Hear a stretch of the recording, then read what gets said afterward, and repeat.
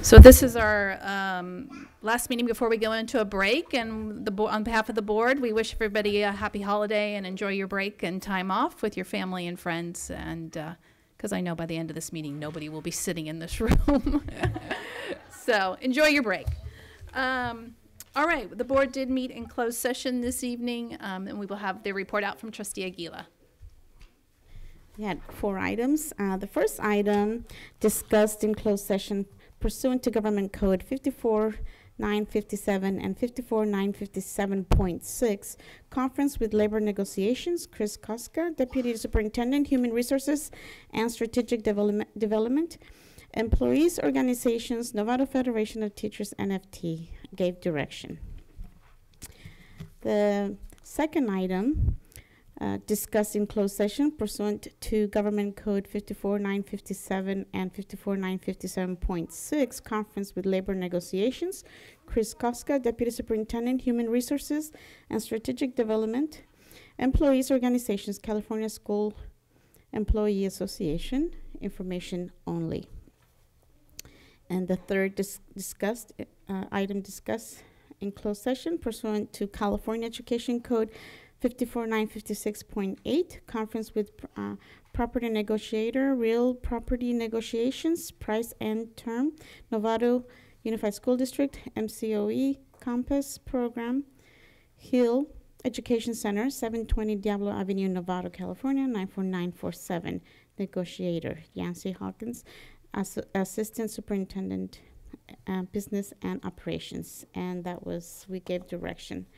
And the fourth discussed in closed session pursuant to California Education Code 54956.9 D2, conference with legal counsel regarding anticipated litigation, significant exposure to litigation pursuant to Government Code 54956.9 D2, one potential case, and that was information only.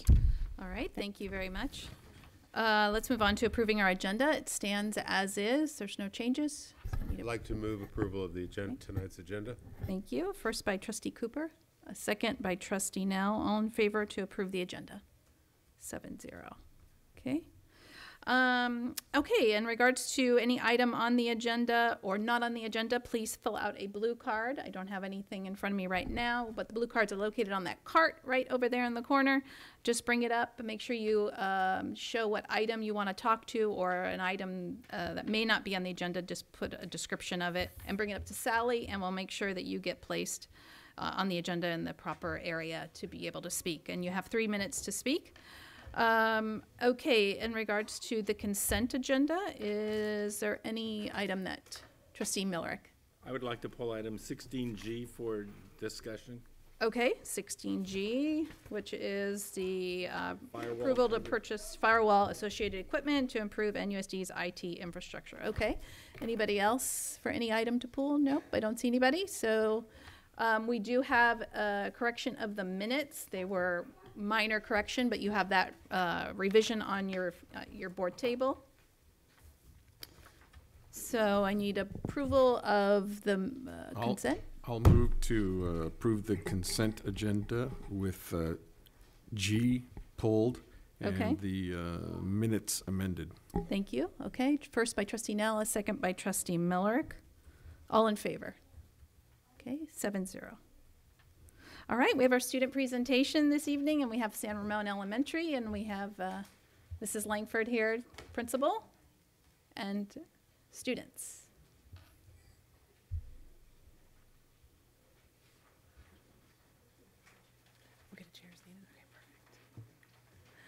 Good evening. Thank you for having us. My name is Amanda Langford. I'm the principal at San Ramon.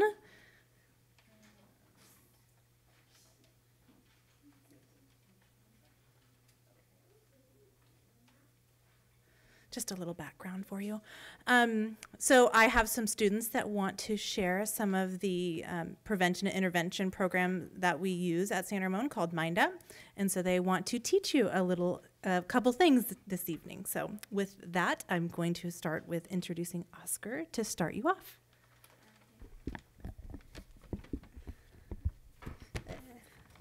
MindUp is a program we've been using at our school for almost 3 years. It has 3 core practices that help us focus and deal with problems. Our counselors have visited each classroom and helped to teach us these 3 main parts of the program.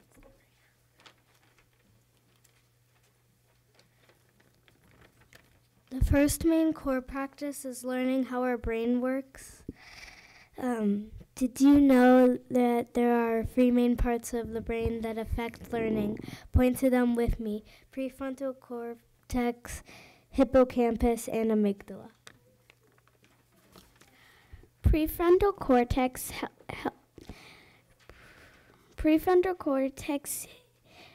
helps you decide things. For example, when to cross the street or when to jump. Hippocampus helps you remember things, important things like reading and studying for tests.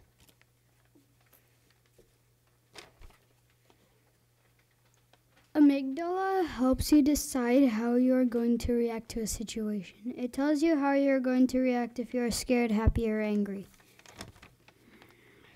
This is very important because if we are stressed and not focused, we are not ready to learn.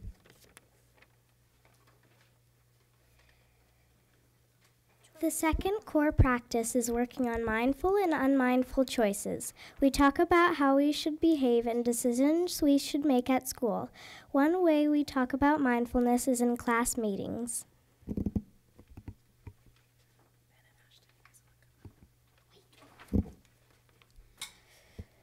We meet each morning and talk about how we are feeling or what is going on in our lives. We use the bird as the talking piece. When you have the talking bird, you talk. The third practice is learning how to calm our brains and focus to learn. One way to do that is to listen to a sound while breathing carefully. Try it with us. We are going to ring the bell and listen in silence until the sound stops.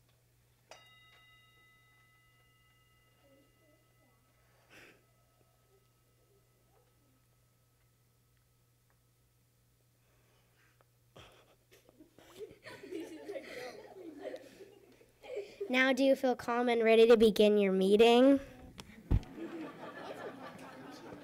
Happy to be on the news. Okay, let's all say it together.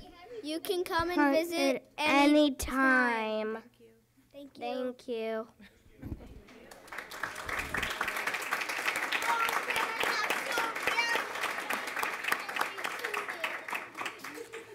Thank you. So that's kindergarten through 4th graders sharing just a little bit. So we had the opportunity this year. We have a counselor. We have counselors 5 days a week. One of our counselors, Erin Egan, is here. And having a counselor 5 days a week as an elementary school has been a game changer for us. And they're able to work with all of the students throughout the school and push into classrooms. And so we're very thankful for the PTA that we have that has covered the additional 2 days for us. And it has made a difference for the teachers and the students in the school. So thank you very much for having us. And Great. any questions? Thank you so much. Questions? We need a photo. Oh, yeah. Yeah. Okay. That's you guys. You guys get it. We got to do a photo op in the front. Students, if you could come up here, and we're going to do a photo.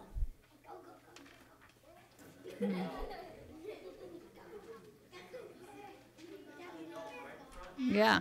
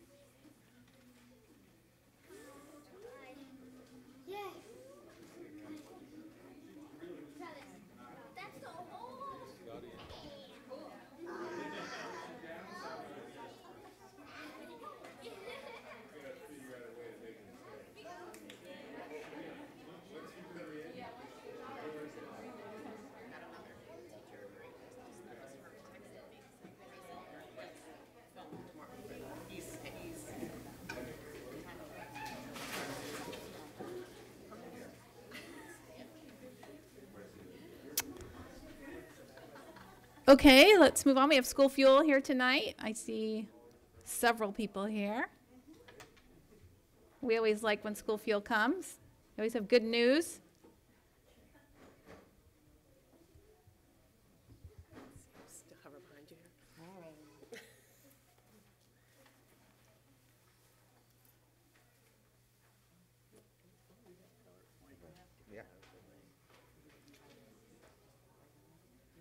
Just hide behind me, Catherine.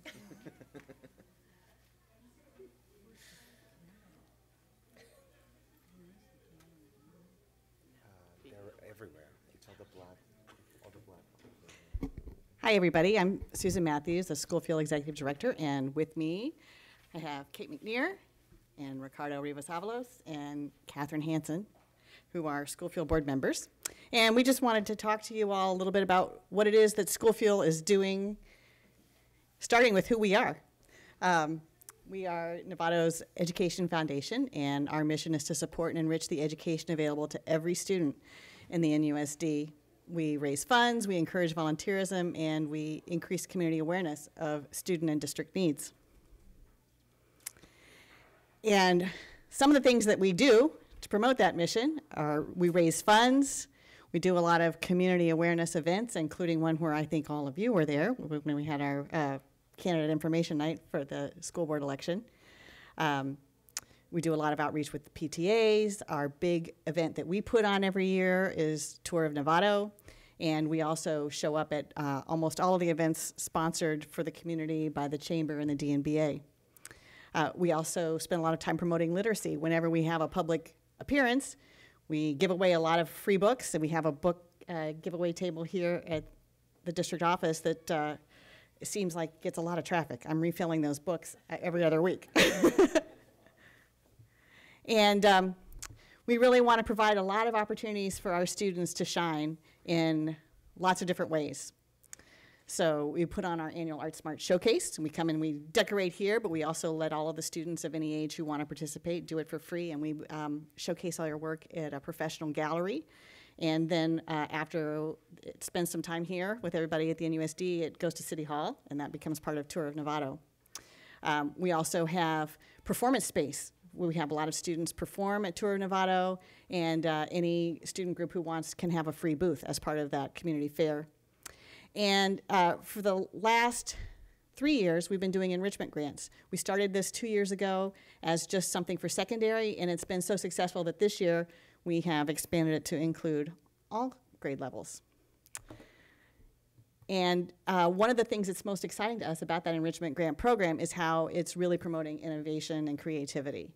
We've had a lot of teachers and administrators and even some student applications, and they're using it to try some new, really exciting things. And I have given you a list, which is also available online for anybody who's interested at novatoschoolfuel.org/grants.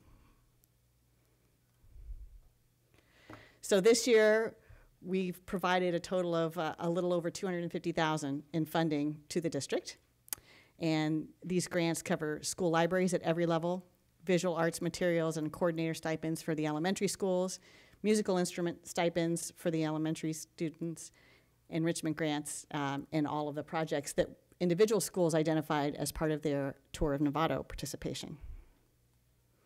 And Kate is going to talk a little bit more about what each of those things do. So one of the things that we are really passionate about is our school libraries. This year we're doubling our support for the school libraries. They don't receive any funding from the district, so we're very excited to be able to provide funding for them. You can see some of the old books that have been purged from the shelves. We'd like to see a lot more of these old books moved out and a lot of newer, more relevant books come in. And as you can see, students are pretty excited about getting the new books. Elementary music, we're providing $20,000 this year for the purchase and repair of instruments. So we've been working with NUSD to build inventory so that no student is kept from learning an instrument because they're not able to rent one. For elementary visual arts, we're funding art supplies, and we've increased our budget for art supplies for every elementary school. And we're also funding an arts tech coordinator, a little stipend at every elementary school.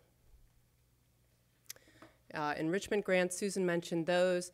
They expanded to all grade levels, and you can take a look at your list of 49 grants that were awarded in November, and you can also see them on the website. Some examples are listed there. We're helping Linwood Library to buy Spanish language books to support dual immersion, a number of field trips for all different grade levels, after-school activities and mentoring at Hamilton. The list goes on. Still to come, we've got a new end-of-year giving program that we're launching here in December. Hopefully you'll all be hearing a lot more about that, and we look forward to your support.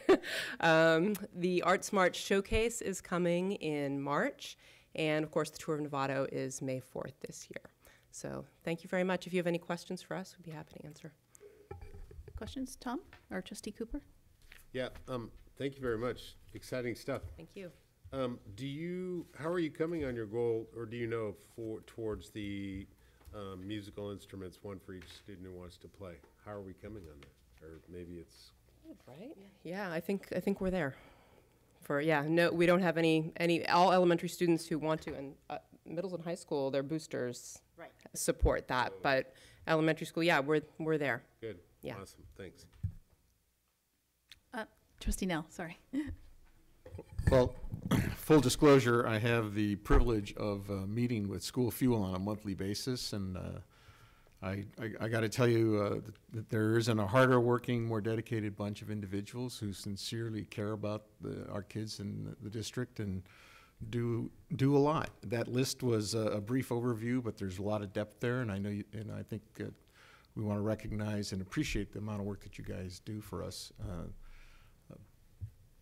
Library, music, those enrichment grants are all very significant. So it's good to see everybody again, but this is an opportunity for me to thank you guys in public for everything that you do for us. So thank you. Thank you, and thank you for your support on the board. We appreciate it. All right. Anybody else? No? Okay. We really appreciate the work you guys do, as Trustee Nell said.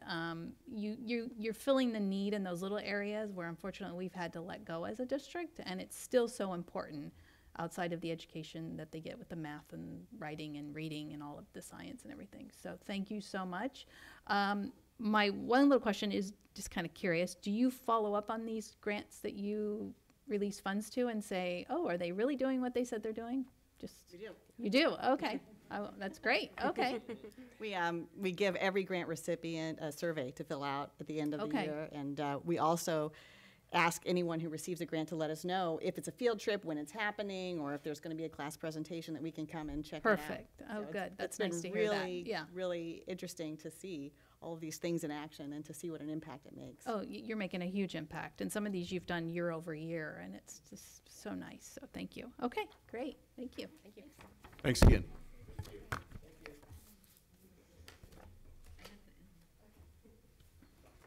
All right, we will move on to our announcements from our board members, student board members. Hi. Jimena, hi, nice to see you. Hello. At Novato High School, at our Novato Student Advocacy Council meeting, we decided our focus areas were student wellness, academic support, and improving student-staff relationships. And not a lot is going on right now because it's finals week and we're all getting ready and excited for break. At San Marin High, the Learning Lounge is open all week, and we have teachers in there to help support students through finals this week. Our rock bands are performing this Thursday at Hop Monk Tavern at 6:30. We had tutorial last Tuesday and Wednesday to help prep students for finals week, and we recently had another Pony Express paper come out. So, nice. Thank you. I do have one more thing. Oh yeah, go ahead. On our final schedule this year, today was, instead of having 2 classes, we had an office hours where all of the teachers came and students had the option of coming to school before their 4th period final, which started at 10:15. So all the teachers were on campus from 8:15 to 10:15 to help like all the students out, and that was really beneficial for us. Oh, that's good. That's new, and that's great. Thank you for remembering that. Trustee Pellerick. I was able to go to 2 conferences, one the CSBA conference and the other was a tech conference in Seattle, looking at new tools and techniques in the tech industry, some of which will apply to schools as we become more and more technical. Okay, Trustee Nell? Nothing tonight. Trustee Gasson? So this is kind of self-interested, but my kids had performances this week at their schools, and I just want to say that my oldest is at Sinaloa. They have a great music program, so we had the opportunity to go and see that, and also their after-school program for strings. It was really amazing. They do a great job. And then, you know, the 4th grade holiday event. Trustee Mack? Nothing to report. Trustee Cooper? Nothing tonight. Trustee Aguila? Nothing tonight. Okay. I just have one thing. Leadership Novato had their day of education here last week, and so they asked me to present on running for an elected position. And of course, I asked Trustee Gasson to join me. She had just done that, and what I thought a race was or a campaign was is much different than what she ran. So it's changed quite a bit, and since I've done it, and as you're an incumbent, and she was new, so I'm glad you came. Thank you for joining me on that. So that's what I did in the morning. Thank you, President Butler. So a couple things. Last Friday, had the opportunity to shadow Katie Kelly, who's one of our special ed teachers at Olive, with some young students in there, and they just do an amazing job. So shout out to all of our special ed teachers and also the instructional aides. The patience, the kindness, and the love that they have for our special ed students is amazing, and it was really a pleasure to be in the class. Last night we had our school size committee meeting, so they had their 3 out of 4 meetings. The next meeting will be February 6th, and then we'll try to bring a recommendation to you guys about that. Yesterday was also a mental health first aid training that the county put on, so Jim Larson and another teacher came from Sinaloa and just gave you some tips on how to help students in crisis with different kinds of mental health issues. And one kind of technical thing, we did get kind of late a field trip request from Novato High School boys varsity basketball to go to a tournament at Fort Bragg High School over the holidays, the 27th or the 29th of December. So it didn't make it this time, but when you see it next time, it'll be in arrears. And so I apologize for that, but just wanted you to be aware of that. All right, thank you. I have no non-agenda public comment. And so let's move on to our staff reports. We have 4 great staff reports. And I have, first up is Jen Larson with our competency proficiency-based learning. This is the one that got moved from our last board meeting. I apologize, the date probably still says December 4th, but here we are.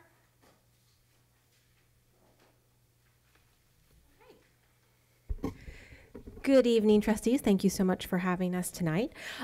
So this is, in fact, the presentation that was moved from last week, and it really is an exciting opportunity to see an overview of what we've been working on around proficiency-based learning and learning targets. I'm going to say about 6 weeks ago, 4 to 6 weeks ago, we really dove into what is our vision, and let's put together a long-term plan.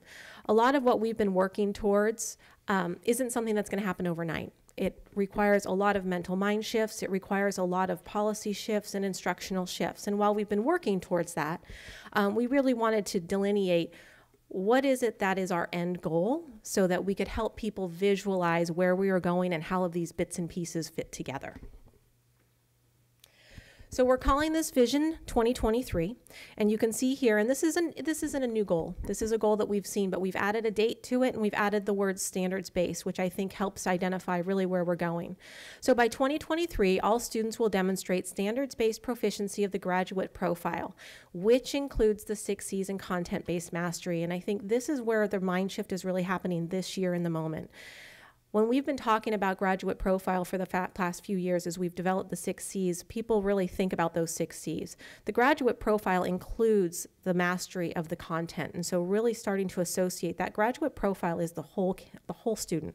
This is what we want a senior from Novato walking away with, both skills and content mastery. And so shifting that to understand, what does that look like? It's not a 12th grade issue. This is, what does it look like to be on track for that as a 2nd grader, a 5th grader, an 8th grader, and so on and so forth, to ensure that our students have that by the time they leave our schools.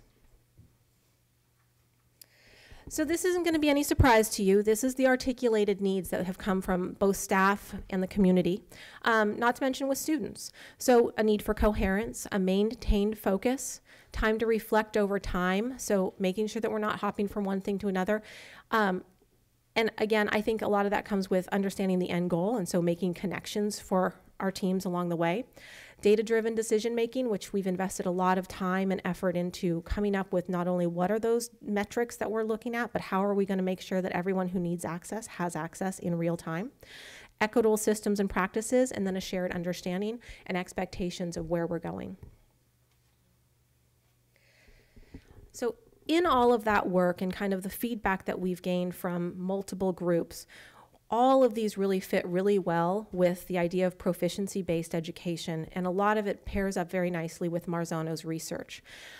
Quite a few of our teams have been working with Marzano and the research that has brought to us.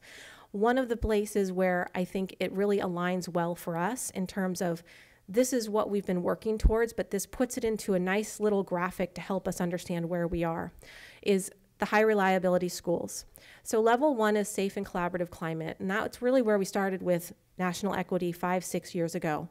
Are we ensuring that we have a safe environment where all students are feeling inclusive? Level 2 is effective teaching. That's the project-based learning, the GLAD strategies, the CCT method. So do we have teaching strategies that include and reach every one of our students? And where we are right now is level 3, and that is coming through with the guaranteed and viable curriculum. Not a program, not a textbook, but are we all on the same page about what mastery looks like and what are our highest priority standards for our students? And that's where the learning targets and the proficiency scales come in that we're working on right now. From there, you're going to see in our timeline moving forward in a way of reporting and giving feedback to students and families about progress based on the standards, not necessarily a letter grade that we've seen in the past. And so that's that modeling or that piloting of the elementary school report card. And I'll give you a glimpse at where we are in that, with the outcome of hopefully by 2023 a competency-based educational system. So just to give you a little bit of a historical perspective, and I only included pieces of this that are kind of in alignment with level 3, so that viable curriculum. The P3 work has been going on at some schools for almost a decade. We've added the rest of our schools 2017 and 18, so that is a new development for them to kind of get everybody on the same page. Through that work, they're working on their learning targets, specifically on English language arts this year, and then also moving towards math in the next year, so tail end of next year. Secondary school, a lot of this really transpired from an early visit that the Cali math team took to both Cali, but also to the Sound Grading Conference.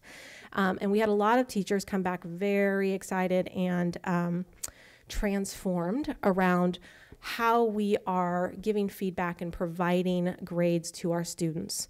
And that really developed over time into the work that we're doing now with Marzano. This current year, all of our professional development days are in content teams across the district, working towards not only prioritizing which standards within the content areas are our priorities, but creating learning targets and then moving on to proficiency scales, and I'll show you what that process looks like in a moment. So what is proficiency-based learning? Interestingly enough, and we just kind of hammered this out with our administrative team, We're going to start calling it proficiency-based education because we can't have two PBLs. It's just going to confuse things. So moving forward, when I come up here and I give you updates, I'll be referring to proficiency-based education. You'll hear the same term, competency-based education, used interchangeably. Our staff felt more comfortable with proficiency because there's a negative connotation with someone not being competent. And so they felt more comfortable with using the word proficiency. So it'll be proficiency-based learning, or pardon me, proficiency-based education. So this is a system of instruction, assessment, grading, and reporting that is based on mastery. And so it's not necessarily that they're not moving on grades, but that there's no reason that they aren't continuing where they left off the year before. So if we're doing a good job of articulating each student's progress, and we have a reporting system that allows us to see where they are in the mastery of each subject area, we'll be able to meet them where they're at and provide the resources that they need along the way. Okay, and here's a list of benefits, and I think looking down this list, this is what we dream of. Increased student engagement, differentiated learning, personalization, closing the achievement gap. If you go down this list, these are a lot of the things that we've been working towards, and all of these have been tackled from different areas of what we've been doing for the last few years, but it kind of comes together when we start talking about the proficiency-based education and really what is that all going to feed into.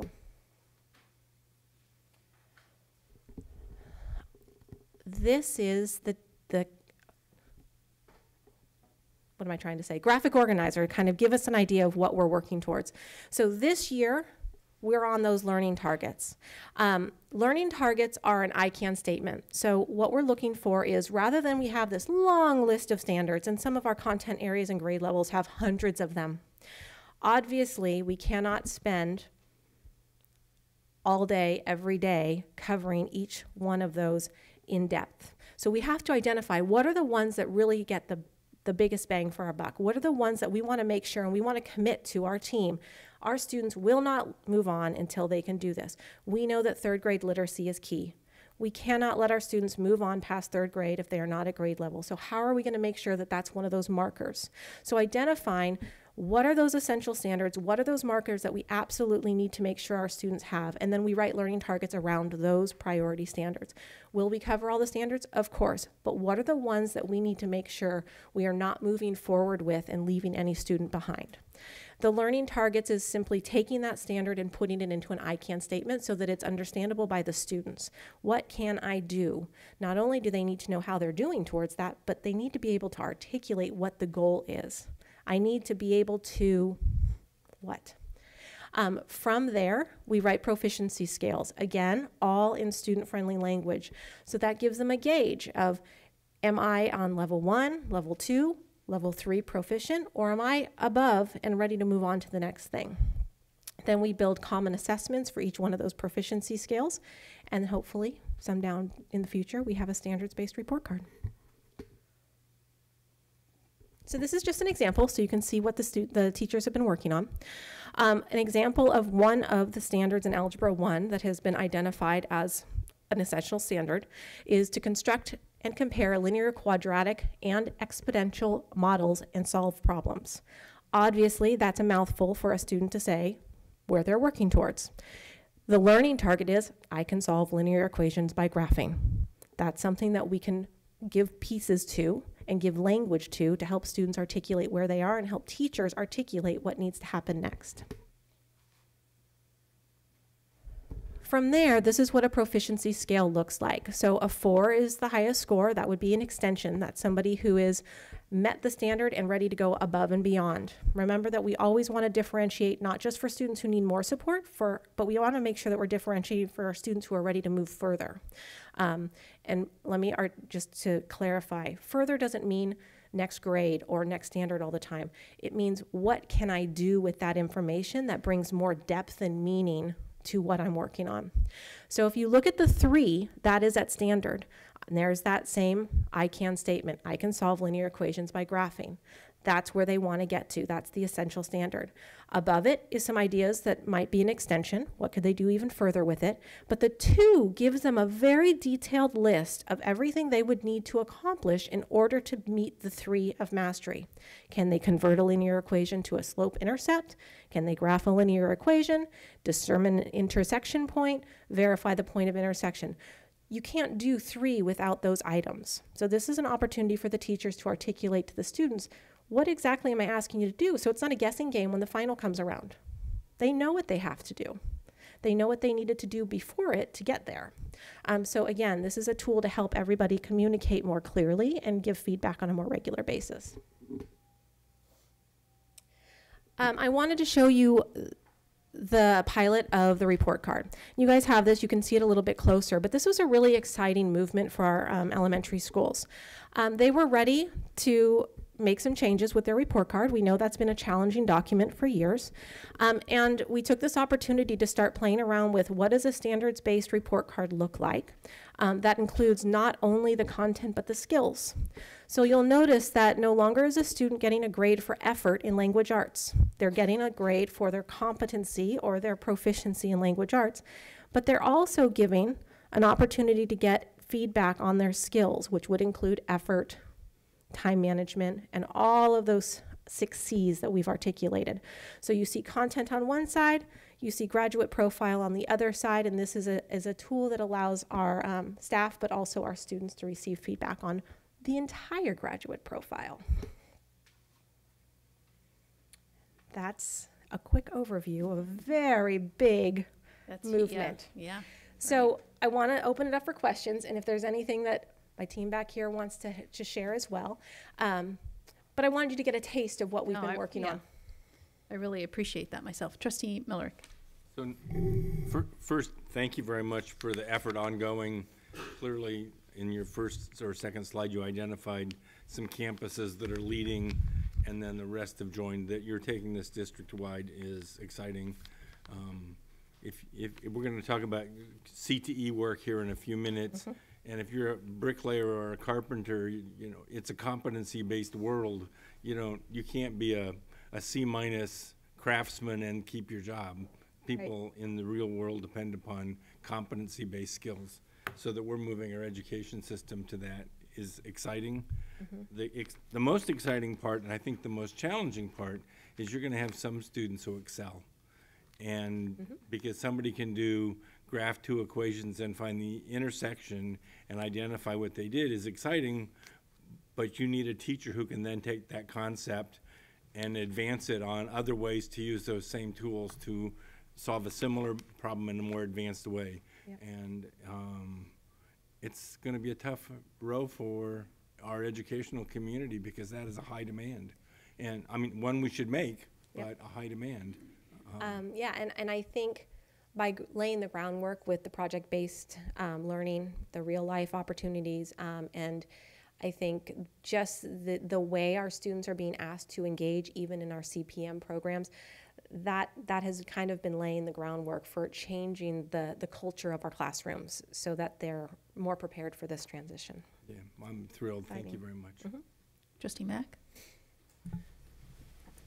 Just logistically, timing of rolling this out, where are we on that? So if you look at the back page of the board cover, there's a very kind of general timeline.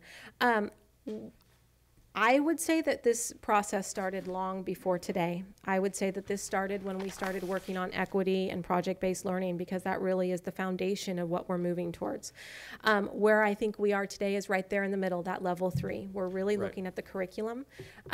But when we talk about a new reporting system, when we talk about a new grading system, that is going to be down the line. And obviously, we're looking at 2023 with the end goal. So we're a few years in. It's not like this is all going to roll into report cards next year. Oh, goodness gracious, no. Okay. I think I've got secondary exploring that in a few years, but we'll see how it all goes.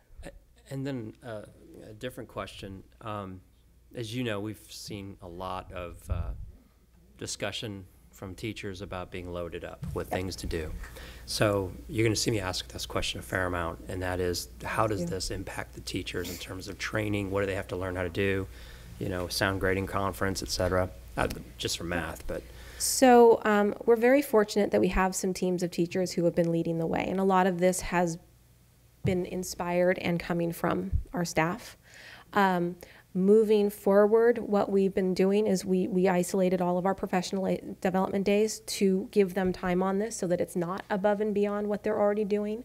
It's time to invest in the things that they've been asking to do, and that has been very well received. Moving forward, what we're looking at is a team of teachers who can kind of come together now and look at across vertical and horizontal grade levels to make sure that they match and they make sense together. That smaller team will be able to move it forward. And then as far as PD next year, the piece we're looking at is we've lost a little bit of time in our PD days over the last couple of years to actually look at data and to actually look at student work. And so how do we bring back in some of that time that's so crucial for them to be able to look at MARS tasks and calibrate, to be able to look at writing assessments and calibrate. And so I think that if we manage the time well, it can feel like teachers are given some time to dive into the things that they don't have time to do during their regular work days. Okay. Yeah, that's the goal. It's just obviously something we've seen a lot of, so I just want to make sure that we're all sensitive to that, that's all. Yeah, and that's really one of the drivers here is one of the points that Marzano, who's a real famous educational researcher, points out is that if you looked at the standards for any given course, you're looking at 200 lessons, right? Just and no one, has that kind of time to break that down. So this pulls it down to those essential standards. So instead of trying to cover this insane amount of field, it's focused on those critical standards and going deeper. So we actually think, and what we're hearing in some of our school visits, is that it makes it less work in many ways. Right. It's a lot more focused, and that's really where we want to be taking NUSD. Okay, fantastic. Hold us accountable. Perfect. Two more questions. One, I'm guessing the answer to this is that there really is no difference, but does the impact of this vary by grade level, you think? Is it more an elementary type of primary school thing? I think it is a little different for each in different aspects. There are parts of this that elementary has been engaged in for a long, long time. So moving to this kind of report card for elementary is not a difficult transition. This was a thank you. It's, this makes my life easier. As opposed to moving in that direction is going to be a little bit more difficult for our secondary staff. On the flip side of that, the secondary staff has had a lot more time to work with the teams at Marzano, to do some of the learning, to have these PD days around developing their standards, whereas the elementary has been really focused on their Lucy Calkins and their EL. So, there's going to be give and take, and we're just going to have to make sure that we're trying to support them and guide them in the way that feels best for their needs. Okay. They're on a little bit different timeline. Last question, and this is kind of the elephant in the room, letter grades. Obviously, we're still using them in high school. And how do we explain that to parents who are attached to letter grades? There are a lot of systems who don't move away from letter grades, but there's you could choose to calculate the proficiency-based marks into a letter if that's something that we felt. I think that's going to be a discussion and something we pilot down the line. At the state, we don't have a system that would support a non-letter grade, but there are a lot of districts who have moved away from letter grades, and I think the important piece in those communities is bringing representatives from all of those universities, private, from community college to Harvard, out to say and sign off. We absolutely think this is the right move, and they've been really supportive of that. Our higher education institutions are very much in favor of making sure our students have feedback on where they are, and mastery is most important to them. And if our report card can show mastery, that's better than a letter grade they're not quite sure about. So great. That's Thank a question for down the line. Yeah. Trustee Cooper? Yes, thank you very much. So I think this is great. I think we've been yearning for this for a long, long time. And so I just want to speed that clock up in 2023. Let's bring that forward about 3 years. But I know we can't do it. It's a lot of work. But I'm really excited that the fact that we're starting and we're focusing, it's not just secondary. It's hey, it starts in kindergarten and all the way forward. So that's. It's been some exciting work and I think some eye-opening work for all of our leaders and teachers to kind of really look at what is my part in this equation, and every one of these students is every one of our responsibility. That's the beauty of having a unified school district, but it's also the responsibility of having a unified school district. So it's been exciting work to move through. Yeah, that's great. Buy-in. And then on the report card, on this report card, so you would put in those, in the first reporting period and the second and the third, hypothetically, you'd put the proficiency levels of 1, 2, and 3 in those boxes? Yep. And then where would you put 4, or you'd make a comment somewhere? There's a backside where it has comments and feedback, so more specific to that, and each school does that a little bit differently. Like I said, this was one of 2 pilots. And so we're getting feedback right now from the teachers on how they felt about this, what's missing, what needs to be changed. And so we're hoping to roll out and adopt the new elementary report card for next year. Awesome. One more question. So how are post-secondary institutions handling this when they get this this data versus A, B, C, D, E, F? At this point, they're going to continue with letter grades. So what this looks like in terms of grading. How do we pass this information off in a meaningful way to post-secondary? Oh, this information? This is not changed. Our elementary schools haven't given letter grades, and so this is a very common, this is a familiar way for us to pass off information. I think our bigger challenge is, what do we decide to have this look like for our middle schools and then our high schools moving forward? And part of, and really the bigger shift that we're looking at right now is in the classrooms where this is happening.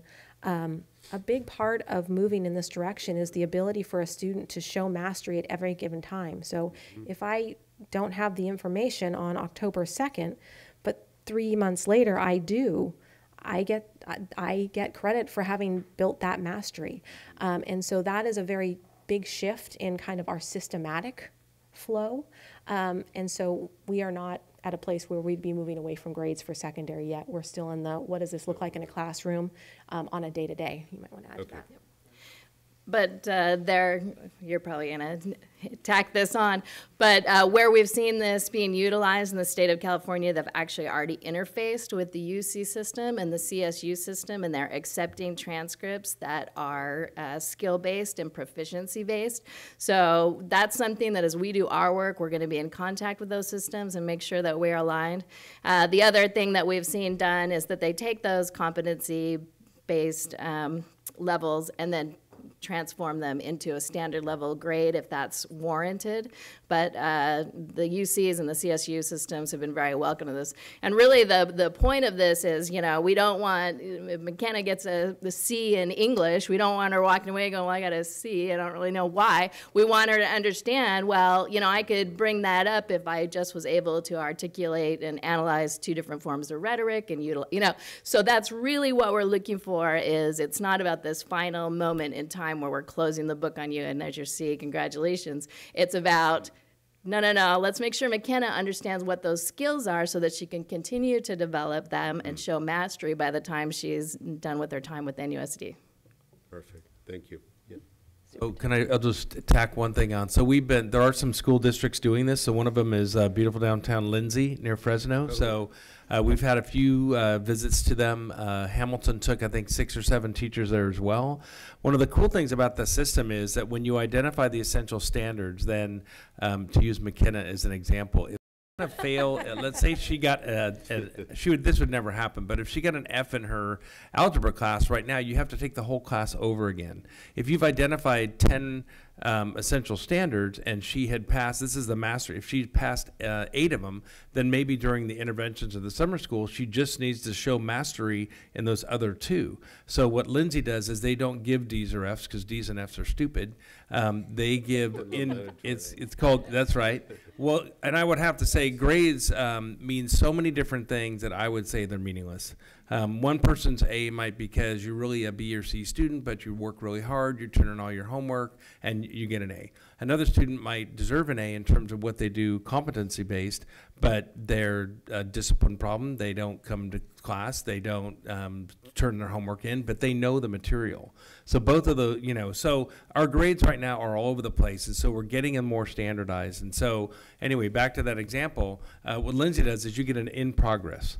So you don't get a D or an F, and so you get an in progress until you've made up and shown mastery of that course with those other two things, and then and there's a lot of interventions that are built in place. So there are a lot of districts that are moving towards this, and so Lindsay's one that we're visiting because it's right here in California. The other part is they have a learning management system. So just like MBI has that Summit Learning Platform, Lindsay has one called Empower. So that really helps teachers to not only keep track of the assessments and the grading parts of it, but also their curriculum gets all put in there as well. So it's kind of like a playlist for kids. So it really does become a lot more of a personalized learning kind of system.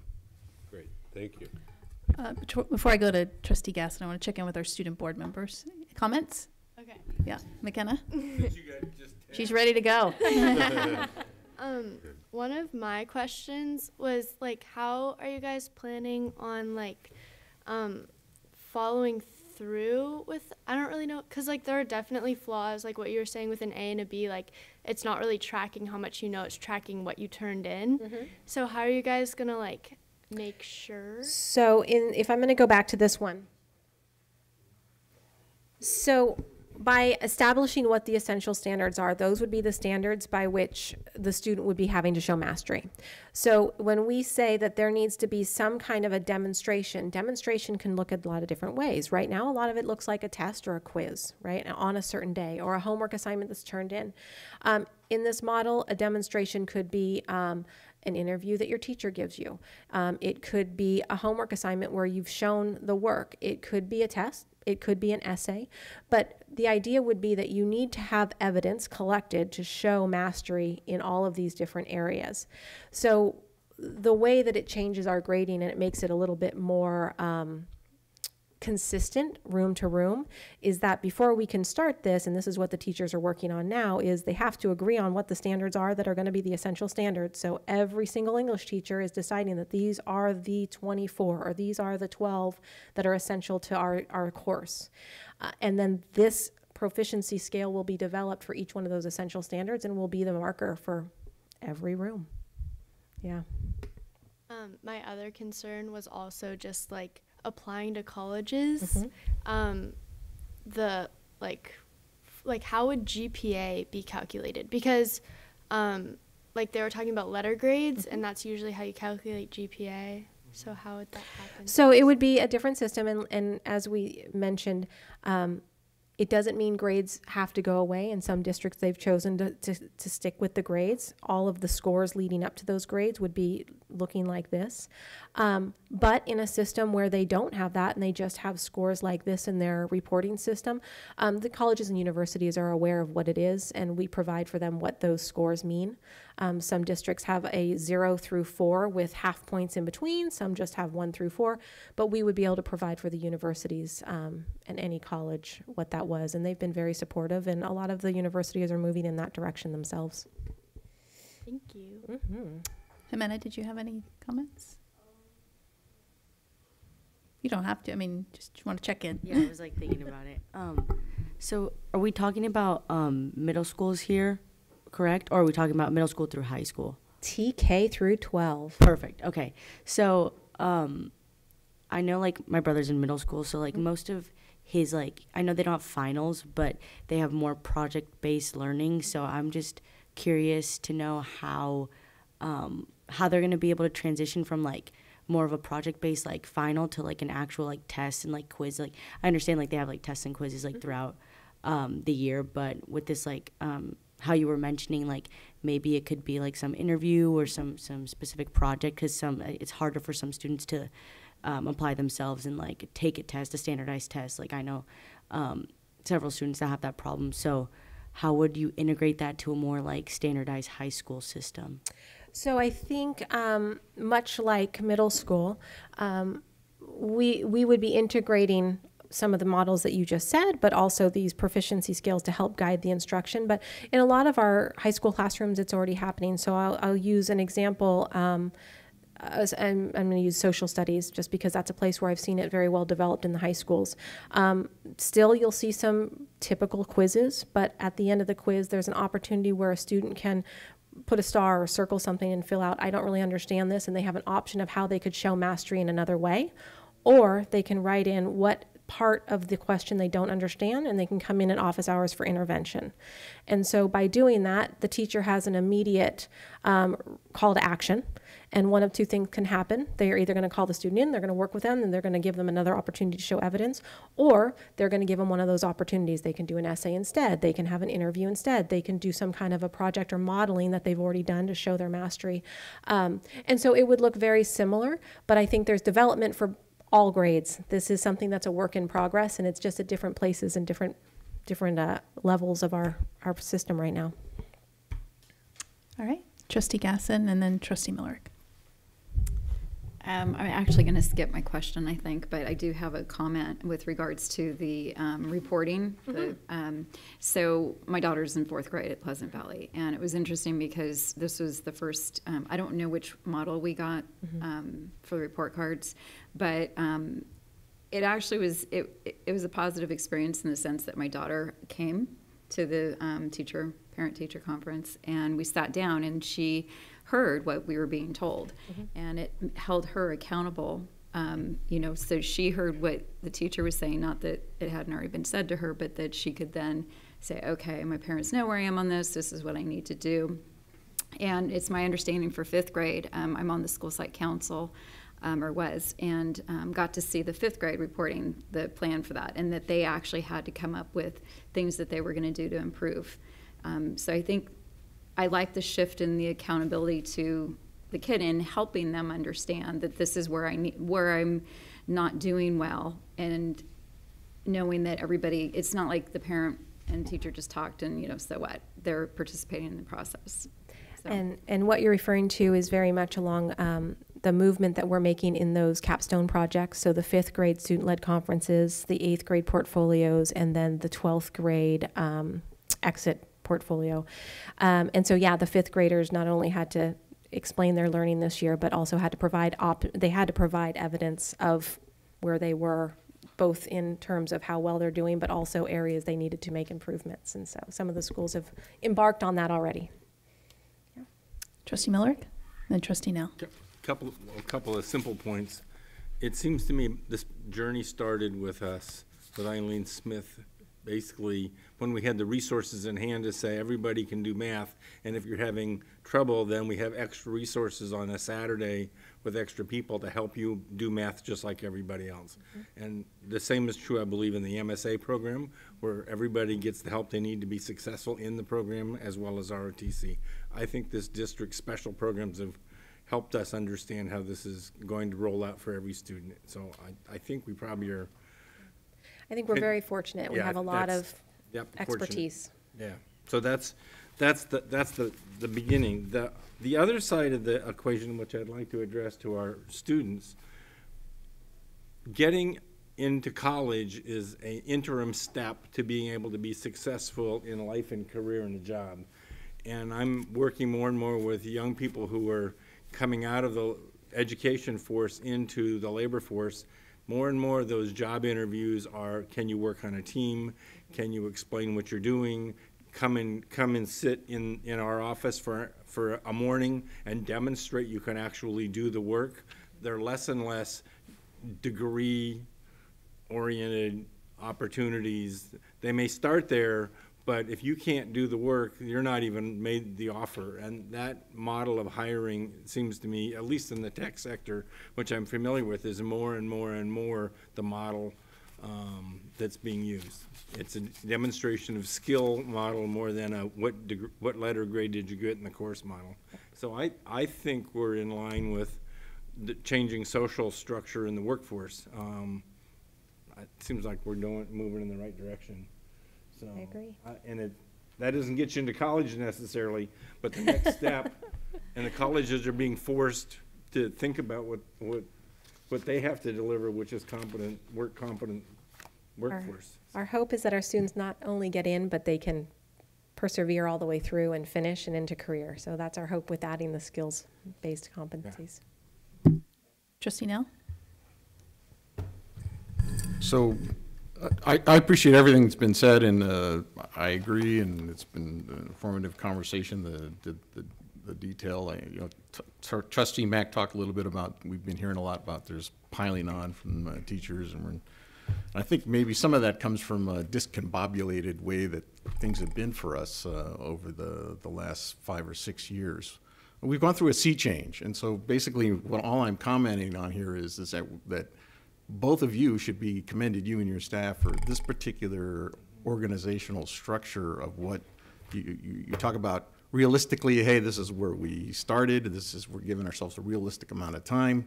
So that's commendable and fair and reasonable. So I really wanted to acknowledge that and respect the work that's done around organizing where we've been and where we are going and what we hope to accomplish, finishing up more or less with Trustee Millrick's comments on education for us to succeed in the future. So I want to thank you for that. Thank you. And when it comes to grades, it's really going to be the quality of what replaces that grade reporting, and we all seem to have a recognition of that. I always felt like mastery has always been our goal here, and I think everyone sort of knows that, but I'm old enough to remember No Child Left Behind, and the years that we spent here, teaching to the test, where we really abandoned the C's about communication and culture. So by re-energizing or invigorating those concepts in the educational process, I think we're going to have students that are going to have relevance and learn a lot more. So again, I think you guys have found a way to articulate that. By the way, there's a page here called Articulate. So again, thank you. Getting to, then when you get to page 5, I think when we get to level 4, this is where I just, caution. I think that this referencing of reporting, we have to get there. We're not there quite yet, but you talk about developing the scales, which we haven't really. We're going to get there. We're going to get there. What sort of automation or technology or methods or mediums are we going to be able to use to really lock these things down so that we could be as precise as you suggested at one point, where a student can come forward and a teacher can identify exactly what they're missing. Right. So that's the part I'm really looking forward to getting that done. So yeah, and so that, for example, when Jim mentioned Empower, those are examples of systems that allow us to. It's a learner management system that allows us to keep that going with a student over time. And so all of whatever our essential standards are, the program would be built, not necessarily this program, but a program would be built to measure growth within each one of those essential standards from TK through 12. And so when a student goes from 5th grade to 6th grade, so does that account, and you can see, okay, well, they're still working at 4th grade on this one, that's fine, we're going to keep them working on there. But it would need to be a system that is a long-term view of a student from start to finish. So let me just, we've been through a sea change, and I appreciate you guys coming up with a way of helping us navigate towards calmer waters, but basically for the new world that we're headed for. So thank you. And that is one thing that I wanted to kind of tack on. Remember, this is the 2023 vision. We understand that there's a lot of partners, there's a lot of educators that we need to spend time with. We need to hear their voices. We need to hear their input. We need, them as our participants throughout this. So it will take some time. We have some plans in place for the spring. We're going to pull together a leadership team of educators across NUSD who will represent school sites, grade levels, curriculums.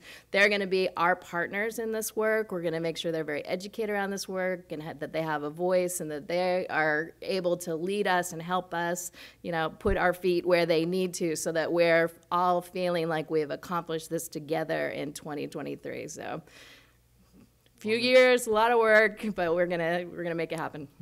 I'm going to suggest that the way you've got to organize is going to be helpful in that endeavor. So thank you. Trustee Aguila? Yeah. Just wanted to say that this looks great, and thank you for all the hard work with this. I mean, it looks like we're moving forward, and it's looking great. Just always want to remind us that we don't, that eventually, like you said, we want to empower our students, and how we do that is we want to engage them, and once I feel like they're engaged, then they can be inspired, and then that would lead to the empowerment.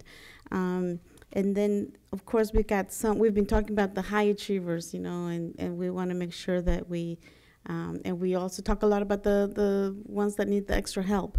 But I always talk about the ones in the middle, you know, so to make sure that we're not forgetting the ones in the middle, you know, so. Absolutely. I know that we're moving in the right direction, and so thank you. Yeah, I think this is going to be a great support in us being able to really personalize learning in the way that we've wanted to do so. Yeah, I think that hopefully will take care of those students in the middle, and that hopefully everybody, all our students will be able to be empowered. Thank you. Not too much more to add. Really appreciate this report, and you actually speaking to it tonight really summed it all up for me, brought it all together. We're doing a lot of this work already, but you're tying things together for me. Very helpful. So I think we need to get this on the repeat process for in front of the board, either 6 months or once a year. Absolutely. As you move along in our Friday update. This is why we sit here, is for the education we provide. So this is a huge part of it and a huge shift.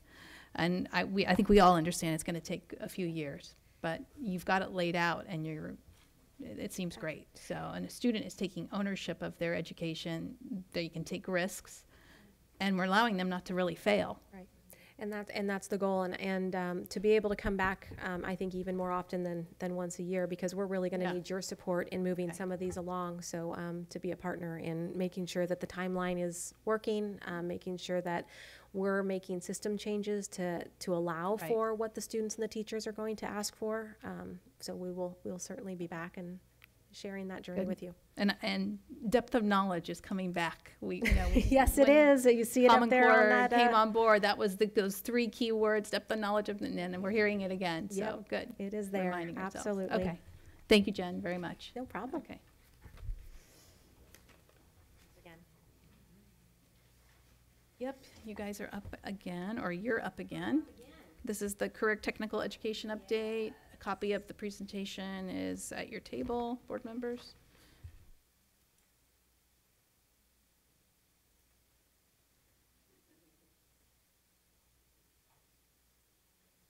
Okay. So on this report, I just wanted to give you an annual update of where we are in CTE, and especially right now in this moment of time where our partnership with College of Marin is just growing. We've always had a great relationship with College of Marin, with all of the program development that they are doing at their IVC campus. Our relationship is not only increasing, but also the connection that we're able to make for our students to ensure that there's an end point for these pathways. So first thing I just wanted to go over what exactly is a CTE course, because I think in the community there's a lot of misconceptions about what CTE is. So CTE stands for Career Technical Education. You will hear it referred to as vocational ed, and to anybody who is in the CTE, especially college level, that would be like a knife to the heart, because it's a very different world. So ROP, vocational ed, are not terms that we use, and a lot of that has to do with the standards around CTE.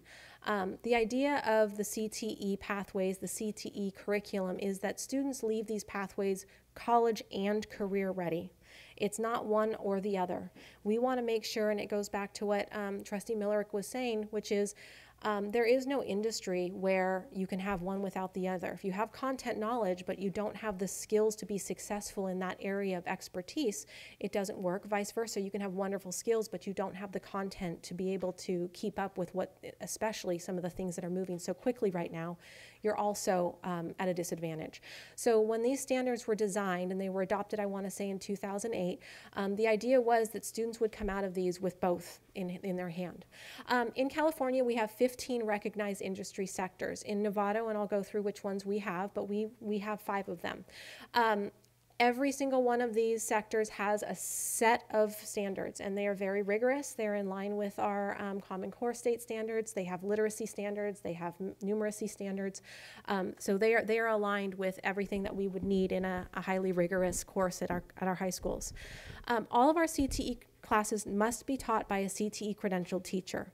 We have many teachers who have both their single subject credential but also their CTE, but you can also have a CTE credential alone, and that means that the difference between a CTE credential and a single subject is the requirement that you have worked in the profession. So you have to prove experience and success as an employee in that profession or that industry. Again, ensuring that they're both college and career ready. It's going to include a progression. So a CTE course can exist, but it's not truly a CTE program or a pathway unless there's at least 3 courses. There needs to be an introductory, intermediate, and then an advanced or a capstone course for the student to be considered especially in our indicator college career ready. So that's what we're looking for. And then really, really important for you guys to know, all of our CTE courses are A through G approved, every single one of them. So when we're talking about being A through G or another pathway, our CTE pathways offer both for our students. So here are the 15 CTE industry sectors in California. The 5 that we have highlighted are the ones that we provide pathways in. Some of them have a single pathway that we provide, some have multiple pathways. Our most widely used is the arts, media, entertainment. Then we have engineering design. That went away for a little while, but we are very fortunate that just about 3 weeks ago our teacher was credentialed, and so now we have engineering and design once again. We're very excited. Health, science, and medical technology is growing rapidly. Hospitality, tourism, and recreation, we just started last year and has the potential to grow a great deal, especially with the hospitality, tourism, and recreation program that's going to be starting in the next year or 2 over at IBC. So we have a lot of really exciting possibilities with that. And then our information technology is where it has been, and I'll show you what those pathways look like. So each industry sector has defined pathways that you have to have your courses fit into. I'm going to list on each one of these slides what are offered through the state of California as pathways, and then the check marks indicate which ones of those we offer. So in arts, media, and entertainment, we have media design, and we have performing arts. We have several course outlines in the works around game and simulation design. Our partnership with, I'm going to say it wrong, 2K, is growing. And so we actually have some industry locally who would like to be able to start a pipeline into their industry. And so that is one that we're looking at specifically at Novato High School. In engineering design, we have an engineering design that's with our product design pathway. Health, science, and medical technology, biotech at San Marin, which is thriving. This is one that you'll notice in your board cover, is one of the few that we do not have articulated with a college. So almost every one of these is articulated with College of Marin. Biotechnology has been a challenge. College of Marin does not offer biotechnology as a CTE pathway. So our CTE teacher has been working with Solano Community College to try and work that in with them. Santa Rosa Junior College is also a potential, but they also currently don't have what we would need to support it. And then patient care is our medical pathway, our medical careers pathway, and we are in our 2nd year and growing. And very excited about what's to come. So this year they introduced the 2nd year, which is medical terminology, and then we're looking at a 3rd and 4th year where the students can actually specify an area in which they're most interested in to do internship and coursework to move them in the direction of a certificate. Our hospitality, tourism, and recreation is in food service and hospitality. That's the Culinary Academy over at Marin Oaks. In our 2nd year of that, one tricky caveat with this is because our students there are 11th and 12th graders, it's our only 2-year pathway. And what we'd like to see is integrating students from the other 2 comprehensive high schools in the form of either a satellite program or having the teacher go out and provide sections there so that we could expand that to the rest of our community. And then information and communication, so our IT, we have networking, and that's through Cisco. And so that is a very defined pathway. It's provided by Cisco, and the certification goes through Cisco as well. That's what we have. Questions? Anything I can answer? Trustee Miller. So before we go much further, I want to just remind everybody that the Friends of IVC and Shelley Scott, as their president, was instrumental in making sure the CTE program got cited at Indian Valley College, and Beth Pratt's the lead, and the work that that group did in terms of collaborating with the College of Marin, making sure Novato had easy, close access to that is a whole bunch of the success that we're seeing this evening.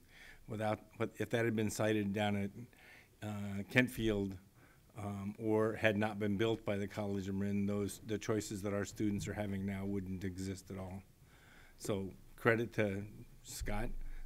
The other thing I'd like to point out, and I was going through these seminars, and I'm gonna pick on Greg Irish just because okay. Because I'm familiar. Yeah, it's fun. Yeah, that's and particularly Greg has served in the reserve active duty program, and I know there's been times when he's had to step away to take care of those responsibilities and teach at our district. But the program there is 43 males and 3 females, and it concerns me that we're somehow not aren't looking out for how to solve that problem, because that clearly isn't, there's nothing male or female about the skill set. Yeah. On the other hand, in that program, 25% is Latino enrollment, and I think that's a higher number than some other programs. Mm-hmm. So I am interested in having a better sense of how we're making sure all of these programs are available to our population. And clearly the CTE program, if you can start in high school and then do 2 years of community college, doors open up. Mm-hmm.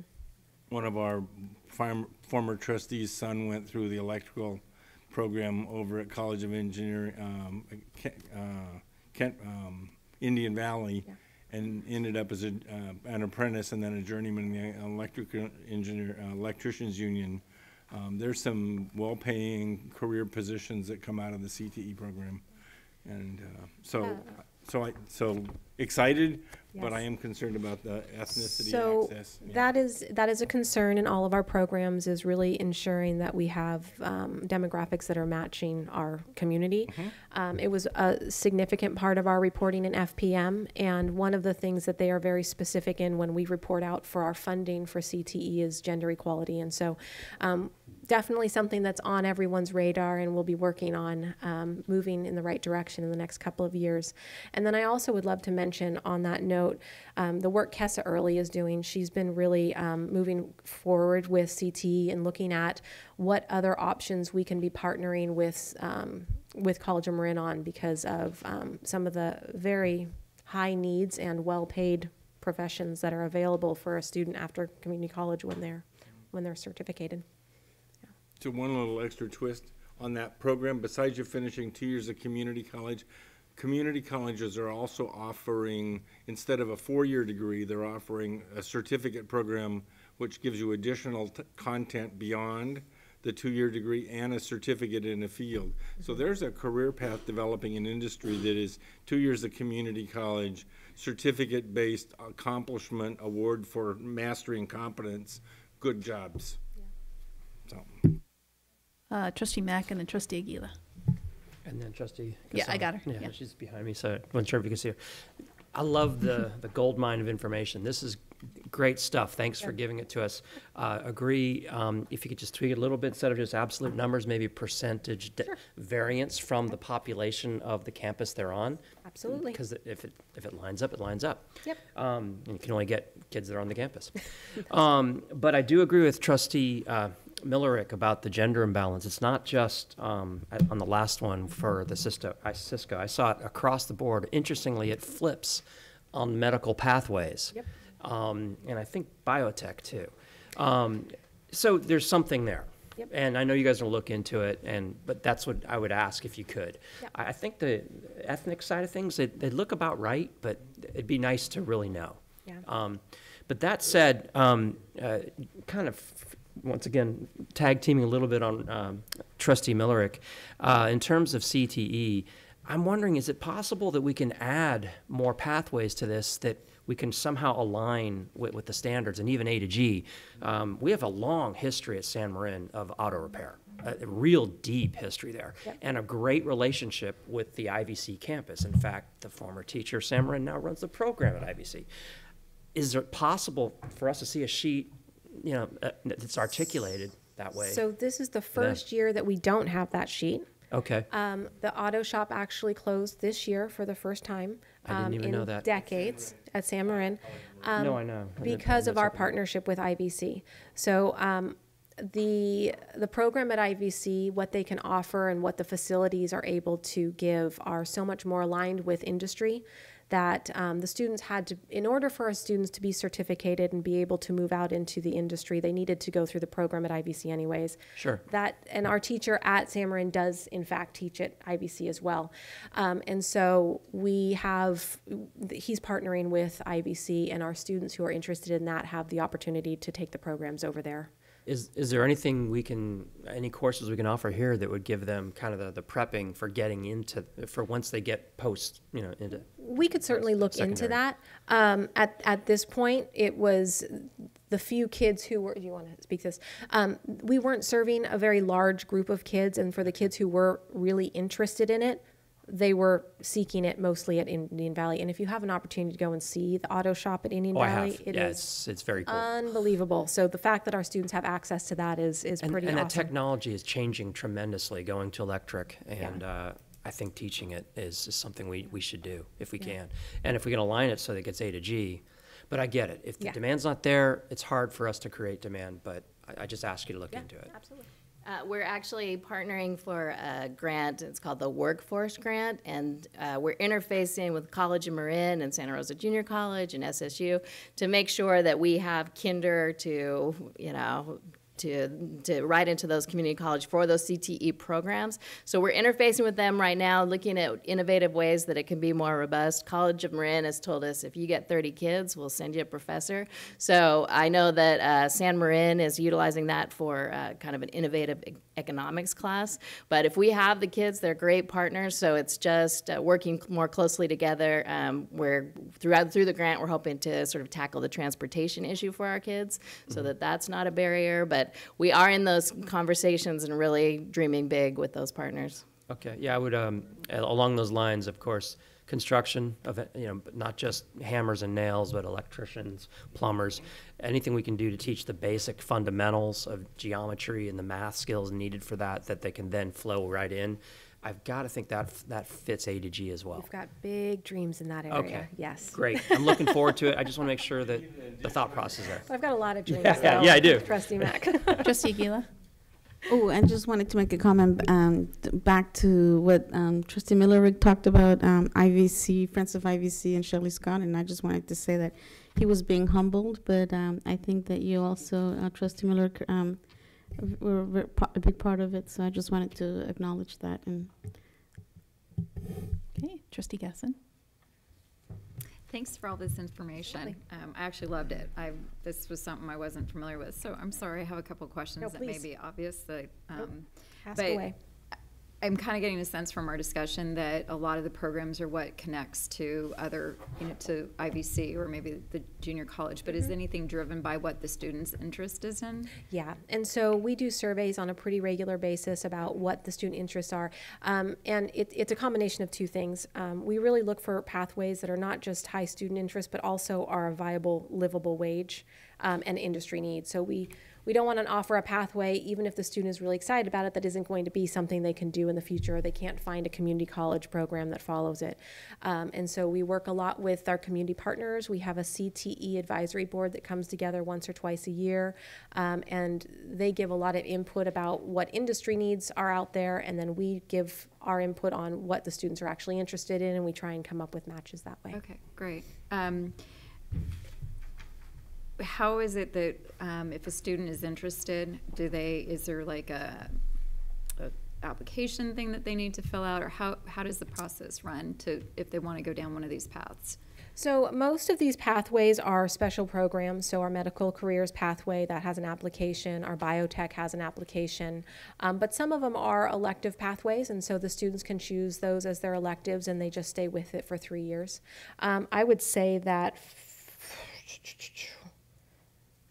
almost half of them are within MSA. So most of these do have a connection to one of our special programs. Okay, and actually indirectly is my last question goes to that. I was wondering, you know, if there's certain, like if some kids can't get into something because there's too many other kids, or, you know, or if there's ever that issue that. Sometimes there is, there are students who would be interested in taking some of those pathways as an elective, not necessarily for the CTE credit, but so we've looked at, can we offer electives of these courses for students who are not in those programs, and that's an ongoing discussion, but there is some interest in that. Yeah. Trustee Cooper. I'm up. Yeah, you're up. So I think this is great. This just leads our students, gives our students another opportunity to succeed in life. So if they want to choose a career, that's great. But I really love the fact that this is not pigeonholing them into, okay, you are only going to be an auto mechanic, and that's all. Because we're preparing them for not only that, but we're preparing for all the A to G requirements, et cetera. So that was really important to hear, and I knew that. But I also have a question about the Cte grants. How does that all work, and how are they funded? So we have an ongoing grant through Carl Perkins, which is about $40,000 a year, and that gets split between all of the programs. It usually comes out to about $3,500 a program.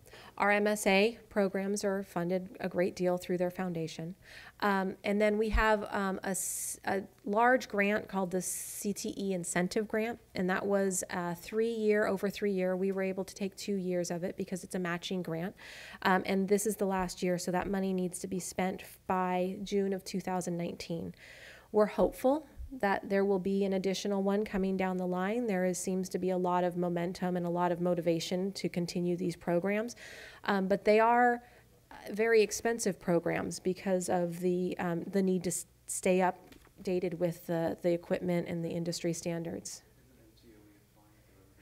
That's the workforce grant. So MCOE is also, we will be applying through MCOE for that workforce grant. And then our community colleges have some incredible grants available to them that are specific to supporting high schools. So helping them get kids prepared to go into those programs. And so that is where we're able to really access a lot of support. That's where, for example, they're willing to give us a professor, or they would be willing to do transportation with us, where we could have buses lined up to have different availability. So there is funding out there for CTE, and hopefully it will continue. So I just met with David Wayne Kuhn last week, and we talked about 3 programs that we're working on together. One is to get Compass going again, because Compass, frankly, has stalled a little bit. The second was this one, and supporting not only CTE classes, but other classes. Maybe that's American Sign Language or some things like that. Maybe some more of the languages, whether that's Mandarin, expanding some of those. And to the transportation issue, they have vans. They already have vans that hold like 15 to 20 kids, and so maybe somehow being able to kind of corral those in. So, I mean, a lot of our juniors and seniors are done at noon. You know, they take 4 or 5 classes and they're done. So, you know, maybe there's a way to get a van that comes over at, I don't know, 12:30, 1 o'clock or something. So that's a key thing that we're working on together with them. All right, thank you. That was a great update. Appreciate that. Yes. So, just to put it at the same point at the end as at the beginning, because College of Marin Indian Valley campus is being expanded and growing, we are able to do things for K-12 kids in this district that we were not able to do 5 years ago. Yep. So it is what I imagine a successful K-20 education or K-14 program success, and that's to me really important. And the fact that the superintendent and the president of the college are meeting regularly to build content and program going forward is just an exclamation point at the end of that sentence. Thank you, Jim. All right. Moving on, we have the update on information technology. As Tim comes up, though, I would like to, if we can move your consent item that you pulled, we'll do that first. Tim, if that's good, we'll do the consent item first, and then we'll move into his update. Whichever order. Okay. Sure, that'd be fine. So I pulled consent item 16G, which was a firewall request for $250,000. And I know there were some other trustees that had some questions. I thought maybe Tim or Yancy could speak to the why we're doing it and what it helps us, and then or however you want to fit it in the report. So if we could, I would like to have Tim give his report first, because he'll go over a lot of the questions that I think will be answered as part of that, and then open it up to additional questions, because I'm sure that there might be one or two additional questions out there after Tim goes. Okay, so we'll do switch the order then. Okay, yeah, I'll do the update first and then do that.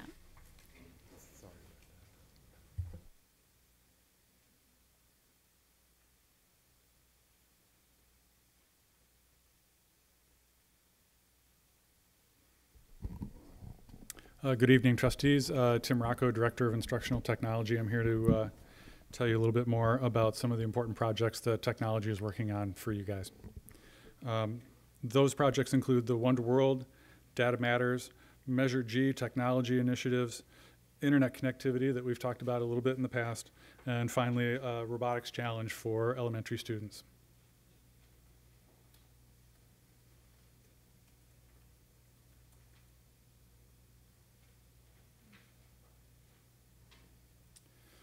Okay, so let's start with the One-to-World. As you know, this is year 2 of the One-to-World. This year, we distributed 2,500 Chromebooks, grades 4, 6, 9, and 11 were the grades that got them this year. That brings us up to about 2/3 of our ultimate goal of having grades 3 through 12 with one-to-one Chromebooks. This year, we transitioned to HP hardware for those Chromebooks. We found that we had initially started with ASUS hardware, and the HP was a little bit more reliable in terms of being able to repair it. One of the things that's important about the repairing is that initially when we had started out doing this, when a Chromebook broke, we were replacing the entire device. Now with the HPs, we're able to get pieces parts on our own. If there's a keyboard or a display that's broken, we can replace that ourselves. I think one of the things to highlight that we've even started to be able to do this year with regard to those repairs is that at San Marin High School, one of our techs there has begun working with students and bringing students into the process. So if the students are breaking the devices, the students are able to participate in repairing the devices.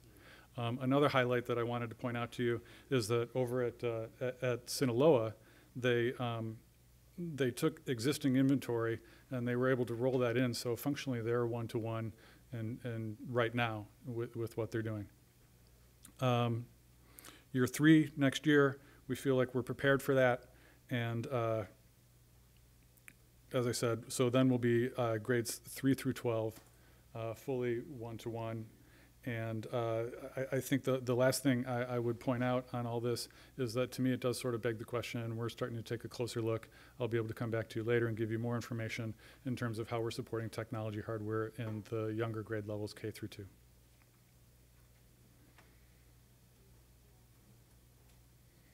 Okay, so Data Matters. Data Matters, I'm hoping that probably are a little bit familiar with. Data Matters is a program that a person on my staff, Alex Perez, has been working closely with curriculum and instruction, and through a grant that we got from the Marin Community Foundation for $60,000, we've been able to start to develop a program in-house that brings assessment information to the fingertips of both district and site staff. I can tell you that the elementary version of this program is in use and is being used right now, and that we're in the process of developing secondary. We've got a ton of positive feedback about this so far. It's been really well received, and Alex certainly is the star. And I want you guys to know that he's put in a lot of hard work and has had a big vision for how this has gone. But I also want to tell you that a good chunk of the technology team has been chipping in at the edges to make the time so that Alex could focus on something like this. So this has been a team project.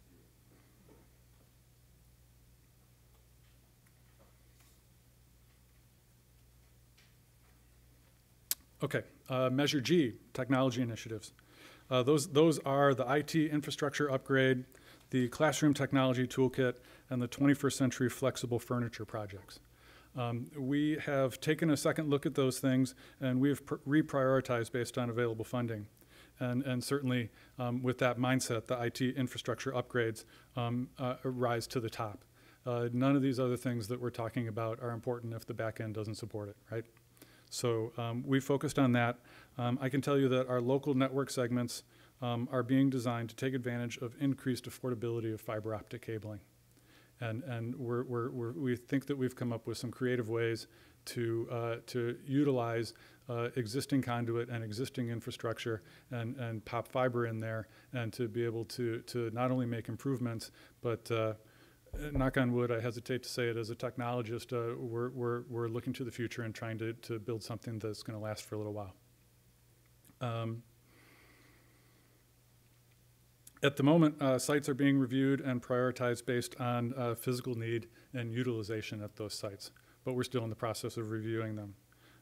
Design and costs are not yet finalized, but you can expect me to be back up here before too long to tell you more about those details. The Classroom Technology Toolkit and the 21st Century Furniture projects have been moved into phase 2. Saying that, though, I do want to make sure to let you know that particularly with regard to the Classroom Technology Toolkit, we're looking for opportunities to at least get parts of that out there. We're already doing some of that with some of the mirroring. You may remember me talking about being able to mirror displays. We're working on some of that already, and we're looking at other opportunities to try and get funding to just try and keep that moving forward, because for sure we're seeing a need out there for those kinds of upgrades.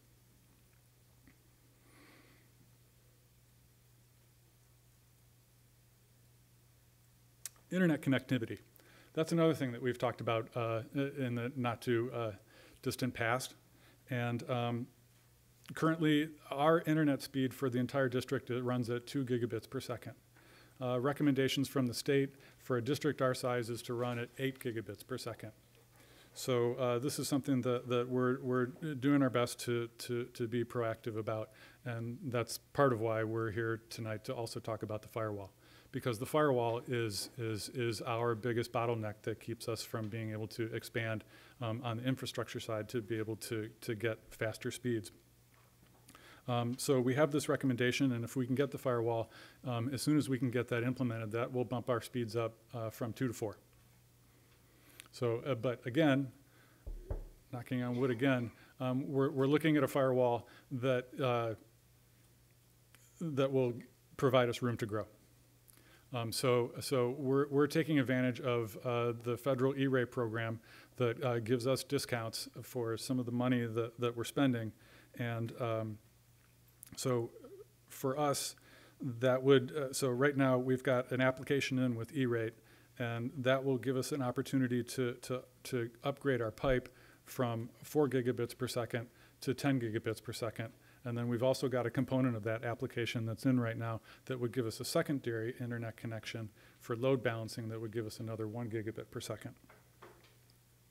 So you can expect to see a recommendation from us in February as this application goes out, and we get responses to that application to try and, again, give you more details to what direction we're going to go in.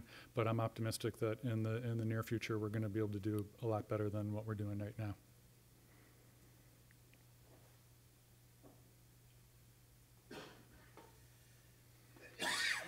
Last but not least, I'm going to tell you about the robotics challenge. You may know that I've been here in the district for about 9 months. I came here from Sonoma County.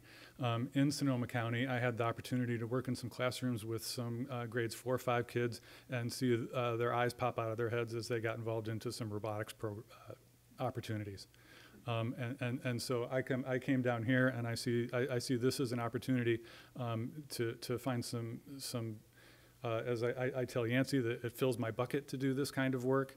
And also, I think it's a neat opportunity to be able to draw some of the folks that are in the backside in technology out into the classroom and to work with the students. So I went and visited my old friends at Sonoma County Office of Education and asked them if they would entertain the possibility of a team from Novato coming and participating in their competition, where they have I'm just going to guess, I don't know for sure, but there was at least 250 kids at this competition from all over. And so with that, I connected with Olive Elementary and Elizabeth Olinick. We got very excited about this, and she wanted to be a part of it. So, so working with her, we're going to start an after-school program that will run through, March and April. It'll be 8 weeks long, and we're also going to do this with Linwood. At Olive, it's going to be an after-school program. At Linwood, we're trying to fit into their schedule and give those kids some opportunities. So we'll be doing it there as a lunchtime crowd. IT, a little bit of teachers are going to be pitching in to make this happen. And the Sonoma County Challenge is on May 4th.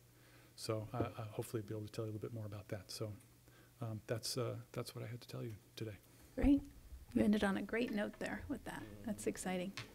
Bringing it back to the student. Okay, questions, comments? Trustee Millerick, I know you. Well, just to be clear, there's a couple of questions that Tim and I talked about this afternoon, and just to be clear, the core network issue is that the capacity getting from inside the district to outside the district is throttled, and currently the firewall throttles it to 2. If you remove that constraint, we still have a pipe size of 4. And Tim's has a second application in to increase that to over 10. And I think those are all E-rate funded. Is that correct? How much money, how does that work? What's the limit on E-rate, and how much money do we have, and when do we have to spend it by? Well, E-rate has a couple of different ways that they work. They have what's called Category 1 and Category 2. Category 1 essentially deals with the internet connection. Category 2 surrounds the hardware that those connections work, the network that makes the network work. So for Category 1, which is the internet piece, that's something that you apply for on a yearly basis. And in Category, well, for both for that matter, for a district with our numbers, it's basically based on free and reduced population, we end up paying for 40% of the total dollar amount. I mentioned, and only since I mentioned Category 2, the Category 2, we do have some plans in the work. Category 2 is funded in 5-year blocks. This year is the last year of the block that we're currently in. And so we have some dollars left in Category 2 that we're looking to spend, and we have some plans to do that, and I can tell you a little bit more about that, but we're looking to utilize those funds as best we can. At the moment, there's $330,000 left in there for this, out of this last block, again, of which we would have to pay 40%. So you're coming back with that Category 2 stuff in January or February when you get it, is that right? That's correct. We're looking at some details right now in terms of how we're going to spend that money. And the Category 1 is covering this firewall cost at 40%? No, the firewall would be part of Category 2. Oh, okay. But we have plans to spend the money on some other items, primarily on upgrading the Wi-Fi access in the schools. And that's what we'll use up our Category 2, so that's why we're spending the money that we have now to upgrade the firewall. The Category 1, again, is the internet connection.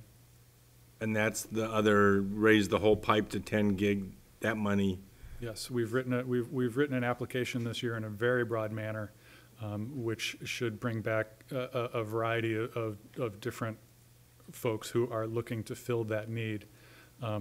It really gives us the best opportunity to find what's going to be best for our kids. So you're basically trying to soak up all the E-rate money here?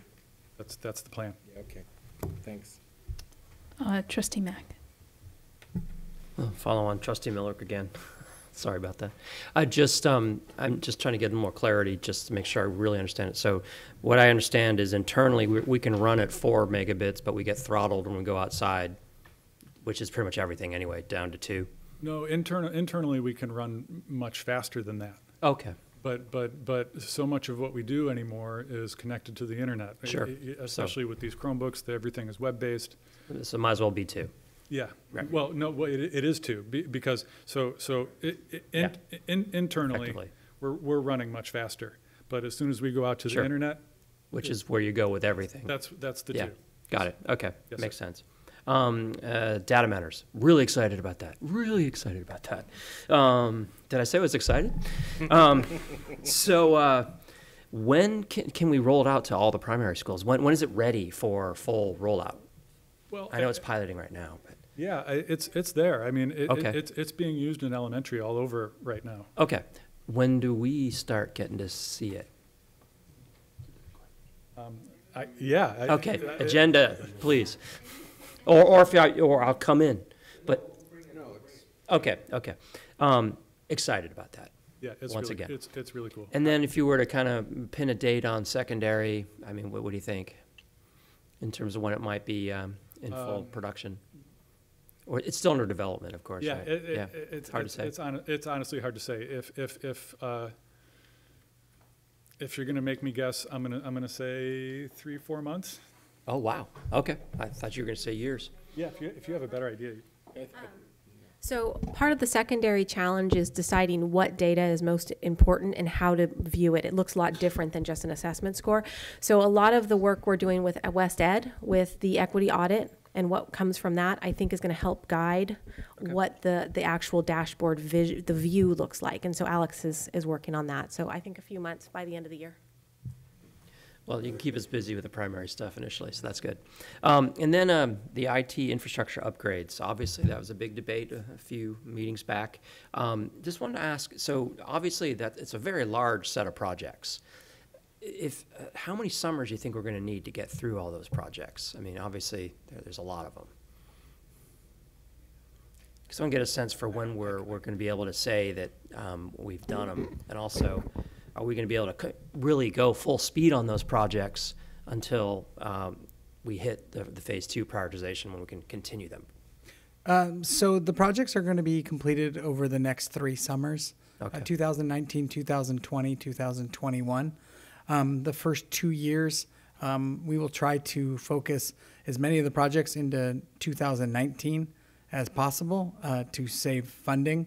So as many projects as we can get completed, get engineered, we will do that then. And so basically we will come up with all of the money and do as many projects in the first summer, a few projects in the second summer, and then we get to those kind of deferred projects that will occur in 2021. That's under the current funding structure. I want to be clear, though, that due to our ability to draw on the next draw in 2021 is based on the growth in our property tax base. And so that's based on current assumptions. That 2021 was originally 2022, and it could slip back to that if we see any slippage in the assessed value growth in our district. So just to be clear, the projects in 2021 are subject to the next draw in 2021, being in 2021. So if I were to restate that, the projects, we're funded on the IT infrastructure projects through this summer and next. We are funded approximately on about $10 million for those projects. And so we will do as many of those projects over the next 2 summers as we can. We're prioritizing those IT infrastructure projects. Those remaining projects, along with the teacher toolkit and some of those furniture needs, would be done in the scheduled for the 2021 summer, but subject to. Right. That's so-called phase 2. So, yeah, you could call that the second phase, yes. Okay, I just wanted, because obviously the IT infrastructure is extremely important. It's the foundation for everything, and I want to make sure there's just no delays caused by the path we took. So in that regard, it sounds like we're fine. It's just the other projects that there will be a slight delay. I need to be clear. There will be a delay for some of our sites for that, and then there will be but the primary delay is going to be in the teacher toolkit and the furniture. So there will be some sites that we'll be doing in 21 for the infrastructure, and we'll get as many done as possible in this first phase of projects. Trustee Gaston and then Trustee Miller.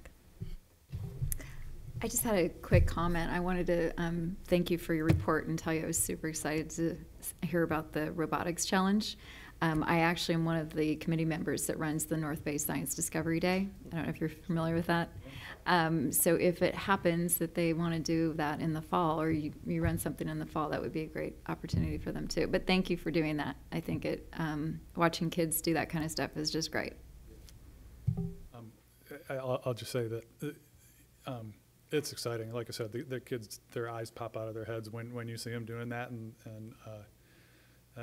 you know, in my own mind, I want to do it for everybody. But you got to go slow to go fast, kind of, you know. Trustee Miller. So there's a Robots First program up at San Marin too that competes up in Sacramento. So we have a high school program as well as this new elementary program. So it's pretty exciting. It's pretty exciting. Back to the issue of infrastructure. My understanding is when we repurposed the money that we had available in phase 1, that there were impacts in the IT infrastructure project, and that's what I just heard. There are delays to the IT infrastructure. As important as it is, this board's decision to reprioritize money to other purposes pushed that back into phase 2. I've had a chance to work with Tim, and he's done some value engineering, trying to be more efficient about the proposals, but I think we are. I don't think we know how much is going to get delays in phase 2. And I just heard for the first time, phase 2 may be 2022 instead of 2021. So there are consequences to the decisions we make at this board table, and to suggest that there aren't is, I think, just wishful thinking. All right. Anybody else from no? Trustee Nell. Just thank you. Heard you loud and clear. Good work on formative and summative assessments. I look forward to that report coming forward. Appreciate you emphasizing the IT infrastructure upgrades as #1 priority. Got that clearly. And that we are eventually going to have a need for the technology toolkit and the flexible furniture. Maybe on the technology toolkit, at some point we could get a comment on the number of instructors that we have. I'll use qualified to use the equipment and can actually integrate it into the curriculum, and what that demand might actually be. And I'm going to support your firewall. Definitely going to do that. So good work. Thank you. Oh, and the robotics things, what's good, what I like is to see the excitement that you have in it. It's obviously something that you really enjoy, and let us know it's in here, but I'm going to put it on my calendar, so hopefully I can attend the competition. So yeah, thank you. That's great. Thank you. Trustee Aguila. Yeah, I just want to say thank you for everything that you've done with the IT. You've only been here 9 months, but I can see your passion, and you know, some things with the Chromebooks that we've been able to do is we've had conversation about, you know, in our days, we used to they said write an essay about an earthquake in Japan, and you write the essay, well, you know, it must be scary, and then it must have been really dangerous and things like that. And now today it's just the teacher student, and then now it's just the world can see your essay, and the world can reply to your essay, and so it's just really expanding. And so I see your passion. I see, and I know that you're transferring that to the students. And though some things got delayed, I think that we are moving forward, and I thank you for your input and all your hard work. And I also support the wall. Okay, I'm glad you said that. I don't know how to follow that. Yeah. Trustee Cooper? Did you have sneak that one in on us? How was that? I just wanted to say, Tim, thank you very much. Clearly, you've laid out in your report there is a need, and we've got a choke point, and you're working very diligently and hard to resolve that. And I look forward to your report in February. If that's what you said, you're going to be back in February, I appreciate that, and I'm looking forward to that. I think it's really, really critical, and we're doing ourselves a disservice by not taking care of that. So, and I would like to take this moment to thank Trustee Miller. You've done a lot on this, and I know the two of you work together. Thank you. All right. Thanks, Tim. But we need to approve the firewall, so which is the one item. Do you want to add anything, Yancy? Just one item. I wanted to make sure that the board knew that we were using the proper purchasing procedures on this. We've used a CMAS contract, which was publicly bid, and so we know that we're getting the low pricing guarantees of that. So given that this item is a $250,000 item, I wanted to make sure that the board knew that we were doing that. All right, thank you. Trustee Millerick?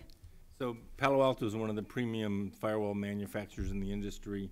The way this device is configured, we actually get 2 physical firewall devices and a license for one. So at any one point in time, only one can be operational. But if there's a failure, the failover mode is in under a minute failover, which is that model of a live secondary machine is done by IBM and Palo Alto and other large industry providers. We're moving into a very enterprise structured solution, and we're building redundancy into our solutions.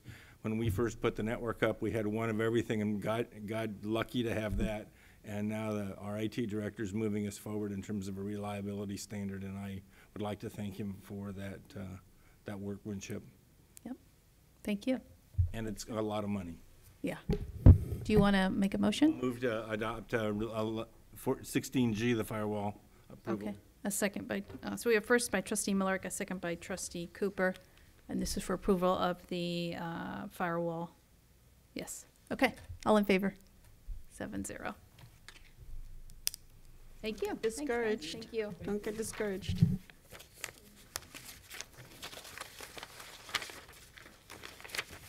All right, our next item is the physical education policy update. On your table is a copy of the cover, board cover sheet. That was not in agenda online, so take a quick look at that. It just sort of sums things up because this was here in September 18th, and Amy, you can kind of verbally state what this is. Absolutely. So just to remind you, when I assumed my role in August, we had several requests for PE waivers from individuals who had students who were involved in high-performance athlete training throughout Novato, and we didn't really know quite what to do with them. In sort of doing kind of some background search, it seemed like it was kind of an intermittent practice, whether these were awarded or not. So we were really seeking clarity in September from the board as to, do we want to establish a policy for these appeals? There's some education code that says you may or you can, and so we're really looking for direction for the board. Those individuals who submitted those letters, we've given them a year off of PE while we had this conversation with the board, and then once the decision is made as to how we want to handle requests like this, then we'll bring those back and sort of implement that. So we're really looking for some direction. At that time, the board wanted us to kind of take that back to some of our stakeholders, get some input, have some discussion around that. So Dennis and Michelle have really led that work. There were 2 requests made at that board meeting. The first one is to really expedite the PE waiver process for our internal NUSD athletes. The board had feedback that process was cumbersome and difficult, so they've attacked that. They've got some great solutions that Dennis will talk about. And then the second ask was sort of, what are the athletic directors and other stakeholders' thoughts around PE waivers for individuals who are involved in athletic competition or training, but which is outside of the NUSD. So Dennis is going to report on his findings. Do we have the PowerPoint? Do we? Sorry, is the other? Is it just Dennis this evening? Yeah, Michelle couldn't be here tonight. Oh, so would have been nice to have the both. Yes.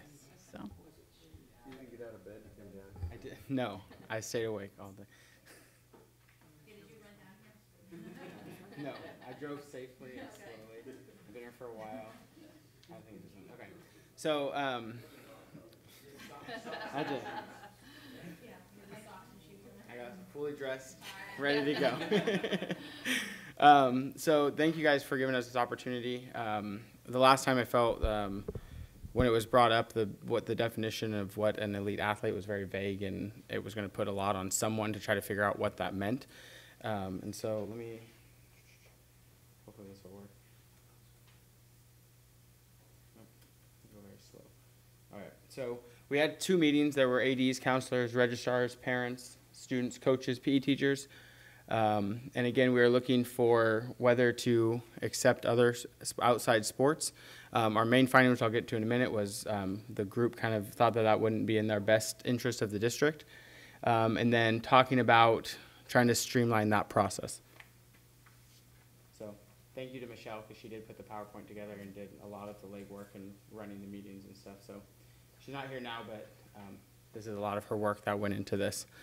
Okay, so currently what the policy is that students who participate in 2 full seasons of sports offered by the high school should be eligible for up to 10 units, which is that whole year, that second year of PE. The big thing that we're going to try to do on this, or that our plan now, is that the athletic directors would kind of take that on. Right now the process is it's signed by the parents, the counselors, all those people, but they have to go through the coach. And a lot of our coaches are off-campus coaches, and it's hard for kids to track that down. So something that we've started this fall, which has never officially been done, is we're getting like verbal, written, or email confirmation of final rosters, and then those will be kept in a safe place, either like electronically by us, but then also with the registrars, as to who completed season. So that if I'm not here, or the coach isn't here 3 years from now, and a kid's like, no, I was on that team, we would be able to have like a record to say, yes, they were on that team, and they don't have to hunt down the coach who lives in Colorado now or something. I mean, like, so having us in full-time positions allows us to be able to do those types of things and be able to keep better records of things that have happened. So that's kind of the first change that would happen. We've talked about possibly having students that, as like when they register for their sport, they'll say like, I'd like to use this as my PE waiver, and it kind of just gives us a heads up, and then we can make sure we're following up with those students at a later point after the season.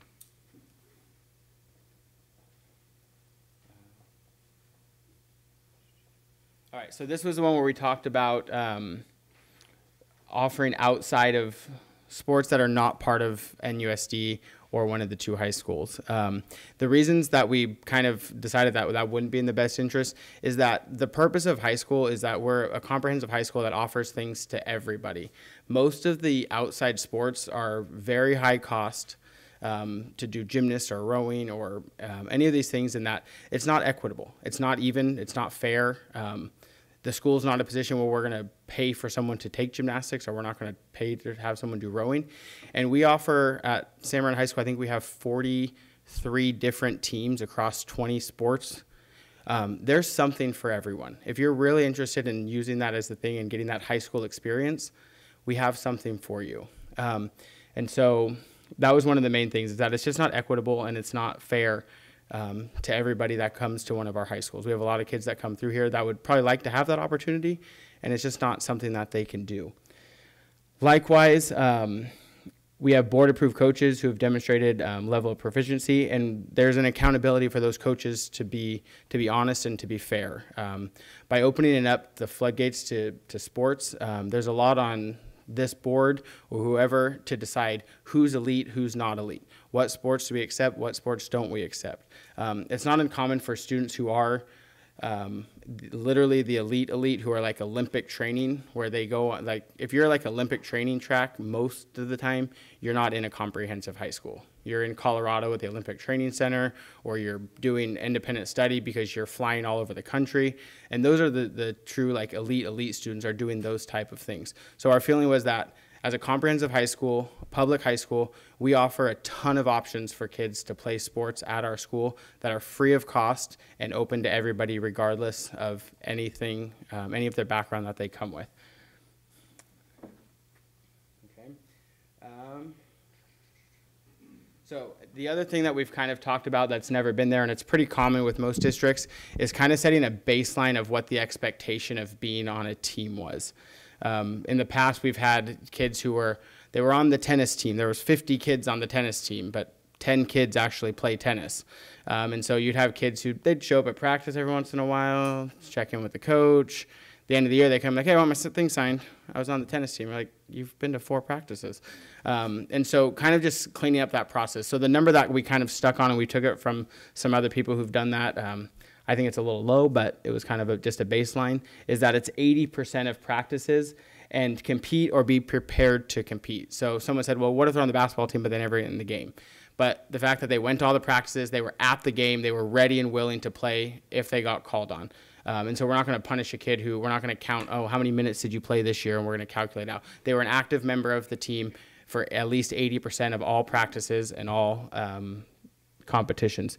The other thing that we've talked about is what happens to a kid that gets injured during a course of a season, because we've had that before also. And again, that same expectation is that if you're on the team and you get injured, that you could still be a part of that, because the same thing in like a PE class, if you're injured, we just find an alternative thing for you to do. So if you're on the basketball team and you get hurt, the expectation is that you're still at practice, you're still a member of the team. You might help in a different role. Maybe you're helping run plays, or you're doing different types of things, or you're helping with stats, but you're still an active member of that team. So it's not like I just got hurt and I'm out, I'm off the team, no one ever sees me again.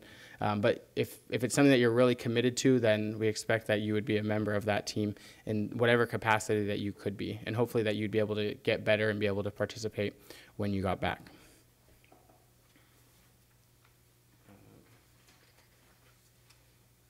This is kind of along that line in terms of being academically eligible. And so that same baseline standard of 80%, because we've had kids who were ineligible for half the season, and it's like, well, they never could play in games because they didn't have the GPA requirements to do that. And so while we will take them on the team and we'll work when we have coaches support them and they're able to practice and they can't play in the games until they are eligible, because we see the value in having them on site more with just more time under adults who care about them and want to see them do well. That's usually a good thing. And so while we'll still keep them on the team, they wouldn't necessarily qualify that season for the PE waiver, with the hopes that they would get back on track and be able to do it in a following season. Again, I don't think it's a huge problem for us. I shared just kind of a plug for our school. We did the average fall GPA at that first progress report for our fall athletes, which was like 340 athletes, was like a 3.4 was the average. So most of our kids are doing well academically. I don't see this as being a huge problem, but I think having a structure and a guideline it makes it easier for me to say, no, the board policy is this, and we can enforce it, and it doesn't always get pushed up the line if there's a clear line that says this is the line, and we're all agreeing to enforce it in this way. That would also include like discipline issues if kids are removed from teams, those type of things. Okay, so I think that was the other one. Must remain eligible, late adds, early drops. So if like a kid quits the team, they wouldn't be eligible for that waiver. It's that you complete the entire course of the season. And then, let's see if this one I want to go over. Where's the passing? P1. So again, it's kind of following the same thing we've been doing. We know that PE1 is required by the state, so all freshmen take that. So this would only apply to students in grades 10 to 12. That's not a change from what we're currently doing. So this last part, I think that we're still ironing out, and I think we'll have to continue to talk to people at the district office and figure out what the right thing to do with this is. In the past, we've had students who, they're like, oh, I'm going to play a sport next year. I'm going to play a sport next year. And then it comes like May of senior year, and like, you never played any sports. And now we don't have time to put you in PE, and you don't have enough credits, and I don't know what they do. That's beyond what I do. So I'm like, I don't know what to tell you. They didn't do anything. And so we've talked about possibly that for the counselors to make it a requirement that if in those first 2 years, grades 10 and 11, you haven't done any sports, that you're enrolled in PE. And at least that first semester, and if you decide to do a sport in that, then at least you have one semester done and you play one sport.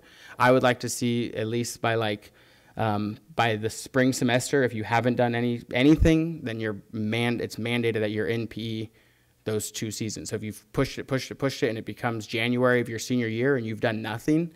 We had a student 2 years ago who I think took 2 PE classes her senior year because she didn't do anything. She kept saying, I'm going to do it, I'm going to do it, I'm going to do it. She never did it, and so she ended up taking 2 PE classes spring of her senior year. And so kind of just there's those kind of stopgaps in place to say like, yeah, you guys didn't get that done, and this is the consequence of doing that. And so by their senior year that they're enrolled in at least the minimum number that they need to graduate, so we don't get at the end of the year, bless you. So we don't get to the end of the year and have students who are credit deficient, and then they have to try to find some way to get them out of doing the things that they should have taken care of. That's it. So any questions so far? No, I don't think so. No. No? All right, I'm out. Trustee Mack. Thank you for putting this together. I know it was a no mean feat. I mean, this is a lot of work you guys had to do, and you really thought it through. I'm just catching a couple of minor loose ends. Mm-hmm. One, it's an opt-in sophomore year. What I would like to see is change it to an opt-out, so everybody's in PE until, or actually, I'm sorry. I'm concerned that it's the way we have it set up, it being an opt-in, that it might be that everybody defaults to just not taking PE. Did I hear that right? I think what Michelle meant by that was that they, on their registration, there's like an option to say, I'd like to use this as my P waiver. And it's more of just like alerting us that they're doing it. It doesn't mean that because you didn't do it that you can't use it, but it's just a way for our records to like red flag the people coming in and say, these are the kids we need to, and telling the coaches like, these are your 10 kids who are using their PE waiver. So in terms of attendance and meeting that 80%, that these are the kids that, well, we want all the kids there, but these are the main kids that we're watching this year. And so I don't have to keep record of all 340 kids. It might trim it down for me. Opt-in through me, Yeah, I think that meant, that's a good point though. Thanks for catching that. That's a minor issue. Then in terms of, there's a sanction by MCAL, NCS, and CIF. I think maybe replace the word and with or, just because there are some things that might be sanctioned not by MCAL, but by NCS or CIF. And a kind of maybe an example, I don't know, you know better than me, club sports, and that's another kind of gray area I'm worried about with club sports, because those coaches are approved by us and they're appointed by the ADs, correct? So they are supervised, aren't they? They are not. Club sport? No, what I'm saying, like mountain biking, not lacrosse part of used our to be. not part of our athletic program. Okay, it's my understanding though that for instance, the mountain biking team, no Joe Blow can just show up and train those kids. They have to be approved by the school district.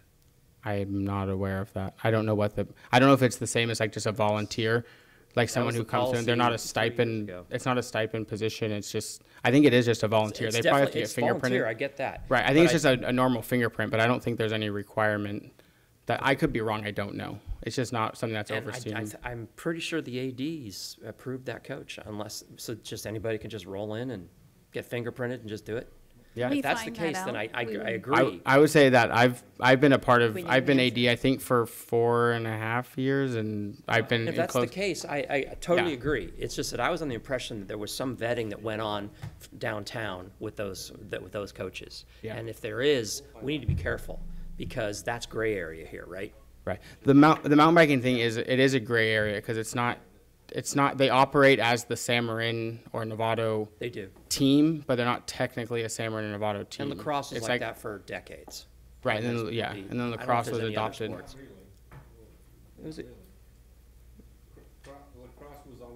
Lacrosse was always a community club, and then we chose at this table to bring them on, and then it changed. Right. But they were either one status or another status.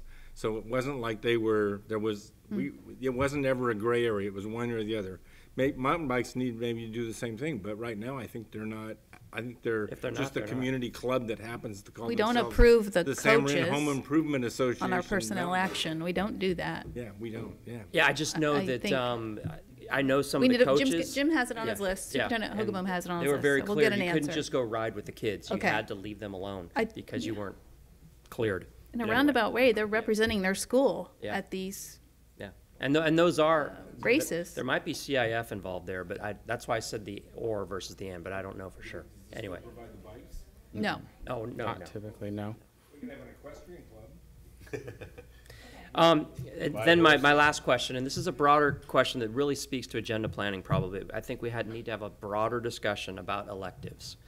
I totally understand and agree that this is a requirement that is equally with equity applied across our entire population, if you will. But where we have kids that are required to take other classes that impact their ability to take A to Gs and electives, such as EL kids, special ed kids, even MSA and STEM, they have less of an ability to take electives. And that really does not have anything to do with this. It's just that this exacerbates the problem is what I'm saying, but it needs to happen. And what I'm saying is we need to really start taking a longer look at what we can do to help EL kids and special ed kids and, like I said, even MSA kids be able to take these electives that they can't take, especially in middle school where they only get 2 slots and that's it.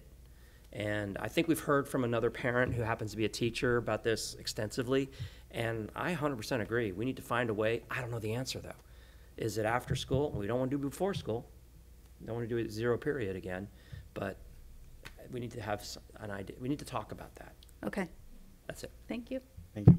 Trustee Miller and then Trustee Gatson. When we have that conversation, the net effect is we were offering school 8 periods a day, starting at 6 in the morning and going till 5 at night, and there was a teacher getting paid for every one of those sessions. So some kids were graduating with 30 units more than they needed to graduate from high school and got that benefit from the district, and other students were, the net effect is teachers on average get paid less because we're teaching more units.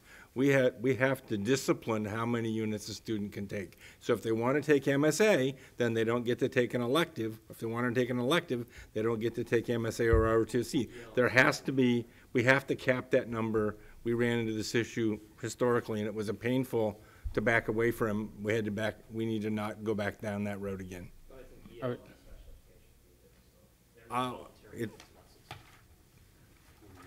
We need to make sure we understand the financial consequences of saying those words. That's all. Trustee Gasson.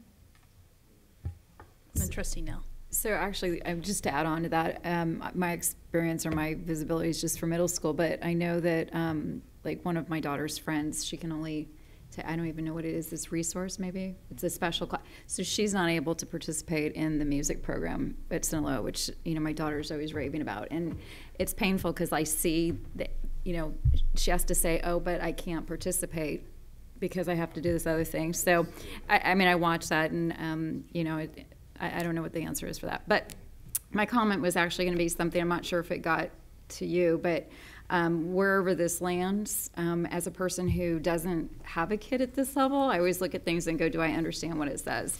And so on the actual request for PE waiver, I had sent a message just to say, for, you know, again, not having a kid at this level, I'm like, what is a season of sport? And I thought it should say what a season of sport is, just so that, you know, if a parent is doing this, you know, it's actually in the form that they are signing and everybody understands this is what's defined, even if it's obvious to people. Right. It wasn't to me. So that's good feedback. Yeah. I think that's good feedback. And I think what he was saying is like, this is kind of like the middle process of where we're at. And our hope is that we can finalize that form, because we're using a current form now that has a lot more verbiage on it. And then kind of this one has less on it, but it's kind of cleaned it up a little. And so hopefully kind of merging the two. But I think that's good feedback because that wasn't on the original one either. So I think that's right. And I always just look at it. If someone wants to argue something that they signed, that would be like, well, you didn't say that. That's, to me, that's like a fundamental thing that your term you guys are using. So that was my only comment about why to stick it, not to have this be really verbose, but, you know, this is an element of what you've identified in all the other materials you had. Thank you. Trustee Nell? Thank you. Okay, good job. For me, my perspective, it's like you've just really applied a lot of logic here and taken a lot of the rules that already exist through MCAL, NCS, and CIF, and how we run athletics, or how we should have always been running athletics with full-time athletic directors who are administrators and should be doing this work from a full-time perspective, so we don't have confusion and chaos and all the seriously bad things that have happened over the years when we did not take athletics seriously enough in this district and resource it to the need that it needed. I would cite the whole club confusion as an example of having poorly administered athletics in our district. I know for years we would defer to parents at booster club levels who came up and created all kinds of ways and methods to validate coaches, what their certification would be. Believe me, it was awful. and it's much better now. So appreciate the work that you're doing. So on this particular policy, I think everything that you're bringing forward makes a lot of sense. Just for some clarification, the record keeping that the ADs are going to be doing with these students, are you going to be making use of ARIES? It's mentioned in here. Possibly. I think it's possible. I think one of the things that has happened is the ARIES information that has been put in the past was like they would ask for the list at the beginning of the season, and there was no follow through of who completed the thing. So they would be like, oh, well, this kid said he was on the team, and I'm like, he signed up for that team, but he wasn't actually on the team. And so I think just having that, like the roster will be put in at the end. And so like one thing, I mean, this kind of speaks to that directly, but indirectly that I started doing this year is I got this new program where I input all the rosters. And then when I run like my attendance reports, I pull like, it shows every kid and what time they're leaving. So I don't use ARIES, so I don't need them in there at the beginning of the season. And then so at the end, I think this year what we're gonna do is I'm gonna submit final rosters, and then those will be uploaded into ARIES. So from this point on, my hope is that it's much more accurate of what's actually happened. I just think it's going to be important to have a valid system of record keeping that not just ADs can access and work with. I think a big part of the success of this is going to hinge on your ability to manage your reports, which are your coaches, and the training that the expectation of the ADs to train these coaches, how important this now is. We're talking about giving credits to the students for state required curriculum, and we can't take that lightly, and our walk-ons are going to have to come to understand that. So that's an added responsibility that I think you'll have to make sure that they're not just shrugging their shoulders. You mentioned an 80% cutoff. I think that's a little low too. I mean, I don't know where you guys came up with that, but I can't imagine any coach saying to any participant that you're here 80% of the time that's acceptable. 4 out of 5 days to get the plan. Yeah. So I would let say you guys work that out. I would say is that most coaches, especially at your higher level team sports, that wouldn't be acceptable for them. But it's kind of a baseline for those. My point is you're really gonna have to be dependent on the coach to be managing this. They're not certificated. Well, some are, but the walk-ins likely are not. So I think the responsibility is really going to be on the athletic director's shoulders. So that's okay. That's what we pay you for. Yeah. All right.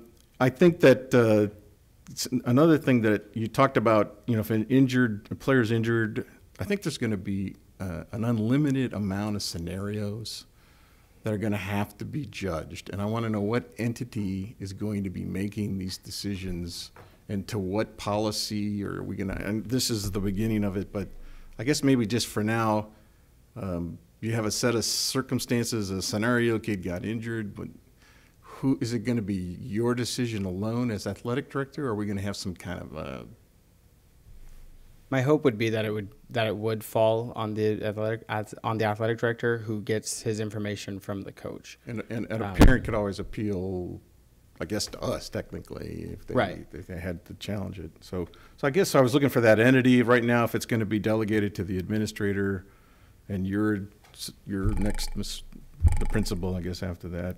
But that's not. I didn't see that in here anywhere. So maybe just sort of add that concept. Okay. And I don't want to get into what those scenarios are, but I just see a kid getting injured who might say, I don't want to participate on the team anymore, so put me back in PE. Are we ready to do that? I think we would have to do that. So you could transfer my athletic participation into a credited semester.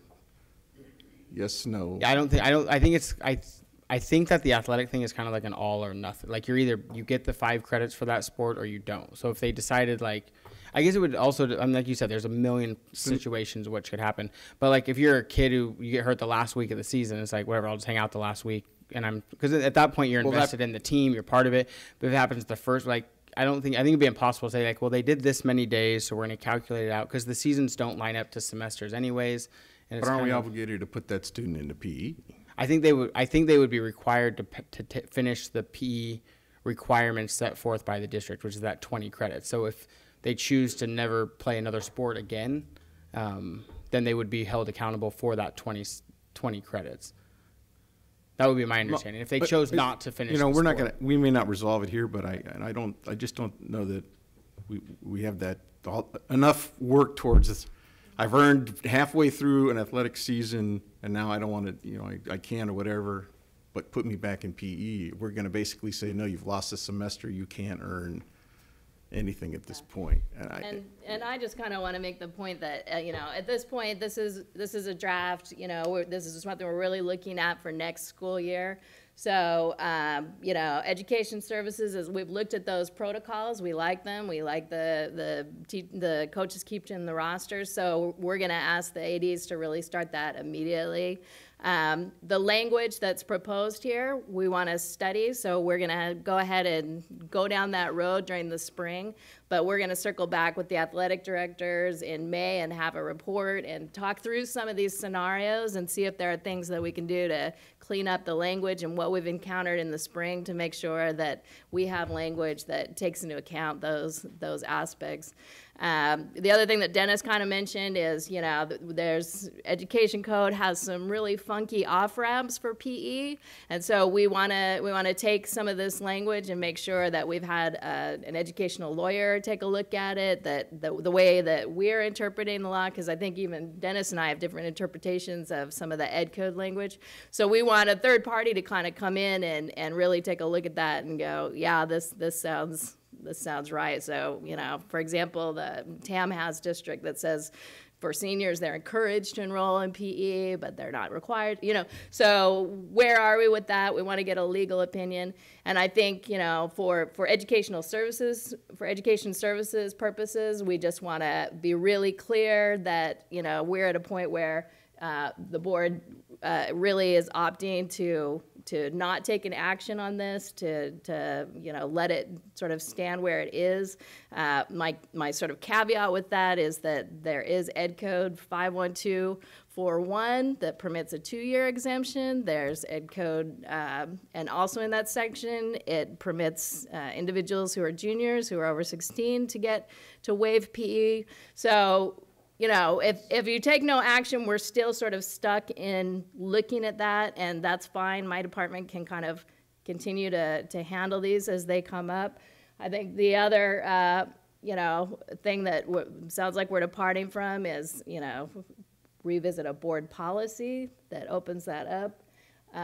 Or we can go ahead and do a third action in which, you ask us to look at the concerns that this group raised in their fall work and circle back in the spring work, which was, they have concerns about the lack of oversight or lack of a district-approved course. We know, like Petaluma has an independent study course to tackle this. So, I think we just really want to know where the hard line is so that we can support that, so that Dennis knows, I know, Michelle knows, and so that our community knows, where we're falling on this, because it's a difficult space for us to be in.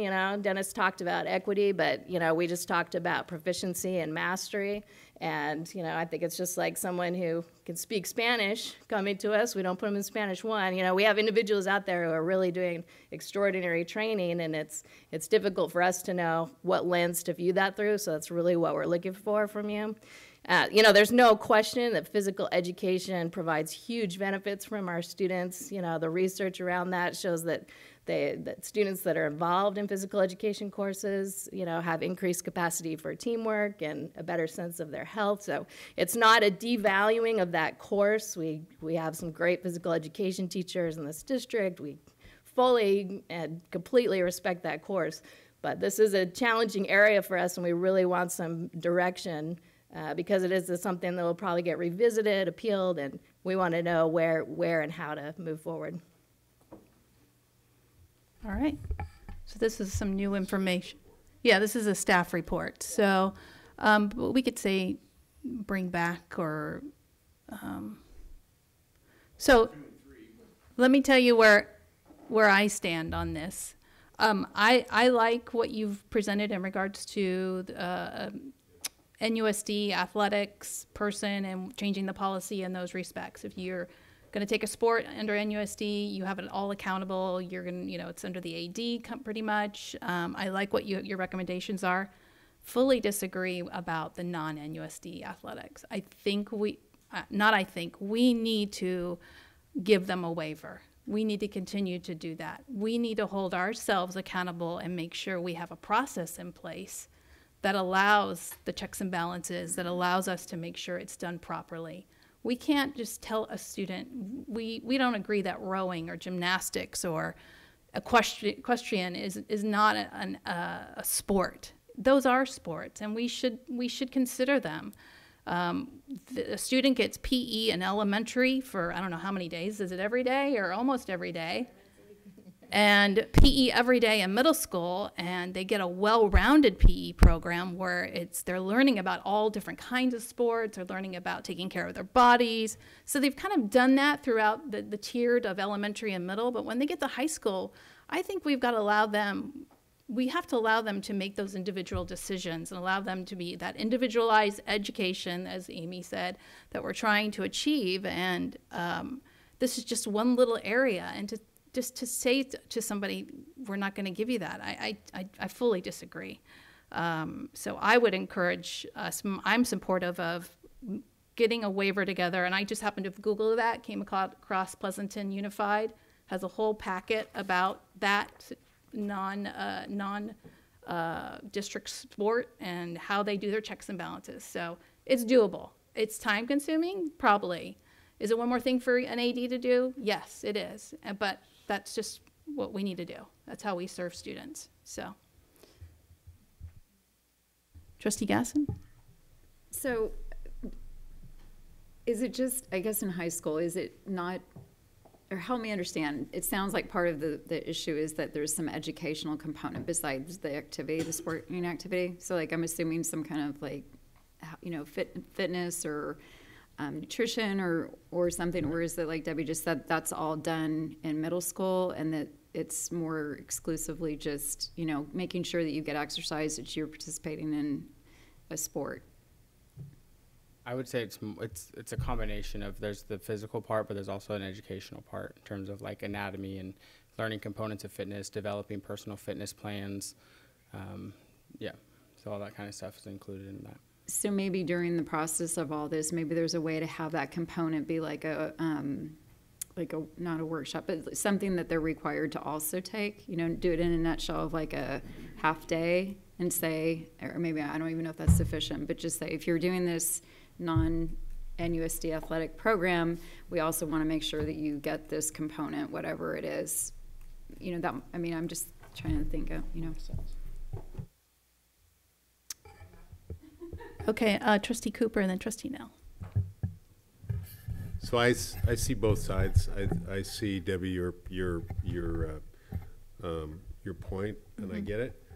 I just worry about the accountability piece and how you do that. And so if that can be worked out, if other districts have done it without too much trouble, and as far as the education piece, I think that's important to bake that up in the pie too. But that's my only concern. Good work on this and a little bit more work to do, I think.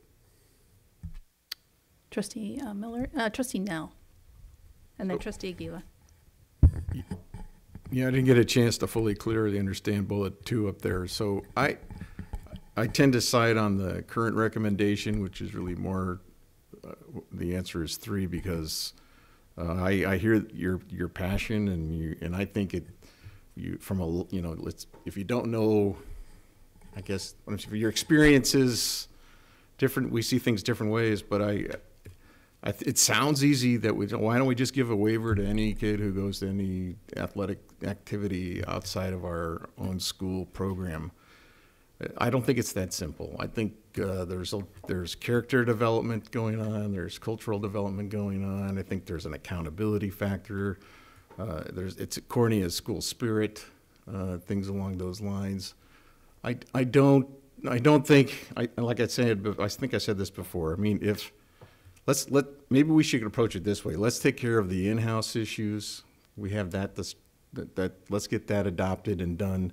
When it comes to the non-NUSD ones, we need to come up with something like that says this is acceptable and these are what we're looking for and criteria, whatever, versus some private sector concept. So I hope you understand, but I just I think further work needs to be done in that area. I agree. I don't want to just shut it down right tonight. Yeah, I agreed. Don't shut it down. Let's take care of the other one. It would be difficult for me, but I will remain objective, and if we can come up with a way to adopt these outside sports programs for this purpose, yeah, it's possible, but it would be difficult. I want us to look at it further. That's Yeah, let's look at it. But can we get us done?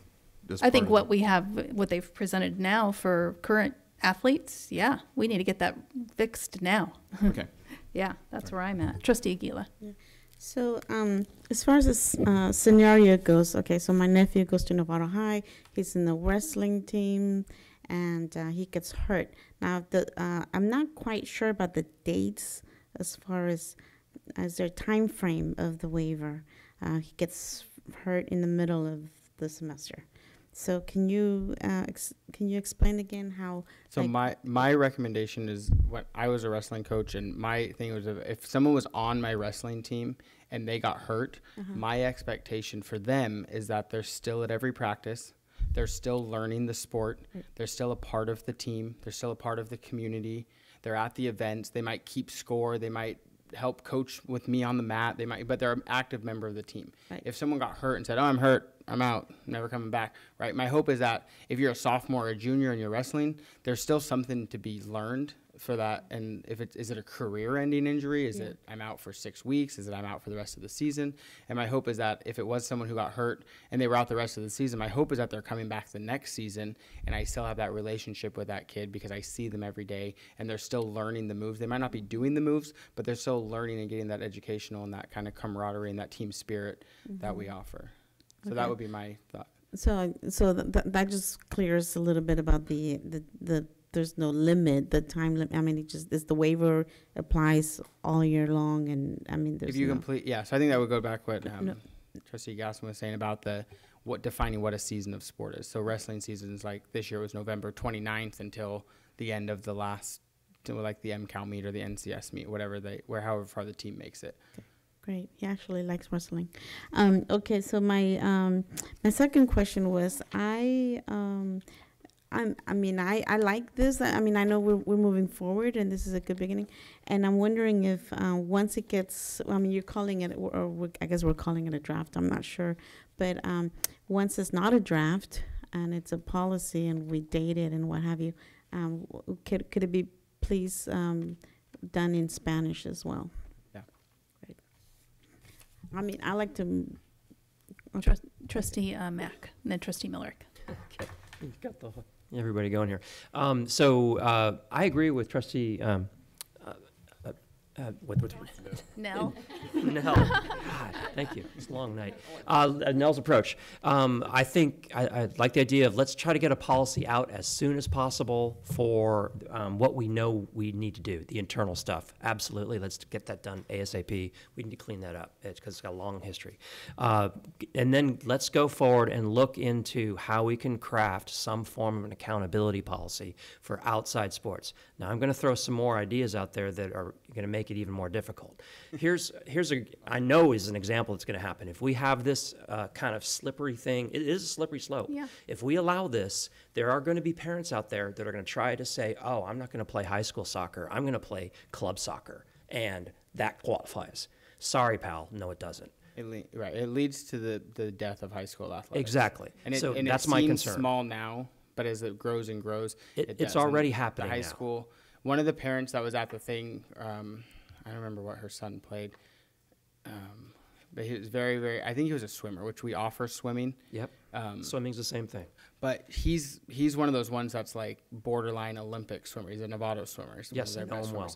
And she basically, what the parent said was, when we signed up for the high school, we signed up for the rules of the high school. And we don't always like all of them, and we wish that he didn't have to do any of this. Yep. But when we knew coming to this public high school that these were the rules, and it's not always fair for every single kid, and But they're doing it right. He's playing. He's right. on his He's high doing school what team. he needs to do, and he's participating in his high Right. school team so that he can get Right. his credits to do those things. Right. If it was up to them, we would lose some of. If it was Right. open, we'd lose our best swimmers. We had a diver. We have a diver who's at Utah right now who got a scholarship who would have never dove for San Marin because she was a gymnast. But there was a huge crossover for our gymnasts. They're like, oh, I'm really good at doing the Yep. tumbling. Can I do it off a diving board? Yes. She earned a Division I athletic scholarship because we didn't allow them to do that.